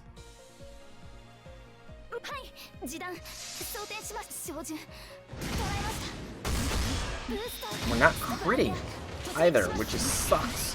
so bad. If we could have just crit a couple times, I think we could have done it. Okay. Well, given that this will follow the other raids, this wasn't the real fight that I wanted to have Mash solo. The real fight is going to be the frickin' fight against her in her, like, once it's all said and done. I have the wrong thing selected. There we go. Yeah, the final fight when this is all said and done will be the true fight where Mash will be soloing. Until then, we are going to work on our bonding. Let's see how Kama handles this. I'm going to figure out a good setup here, but yeah, we've made it through the story to this point. There is still a ton of raiding to be done. So, yeah, that's definitely something I'm probably going to be doing with my free time. But for now, I think I'm going to call this stream of FGO here, because we've been going for a few hours and I'm getting hungry. So, I've been Singularity. I hope you've enjoyed today's stream. If you have, leave me some feedback in whichever way you so see fit. If you want to check out more by me, be sure to check out my channel here on Twitch or YouTube. Same name, same games. There is plenty of content for you all to enjoy. Before I fully call off here, I'm going to see exactly how a single Kama and fully buffed us will hit things.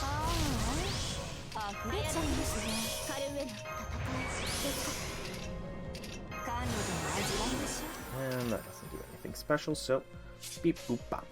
Let's see how Kama does.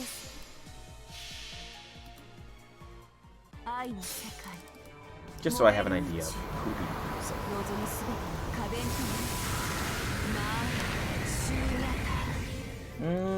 300,000 it looks like. Okay. Not as much as I would have liked, but not as little as I would have expected either. Not as much nor as little. Did I get the charm off on Koyan too? Damn! Kama, you be killing it.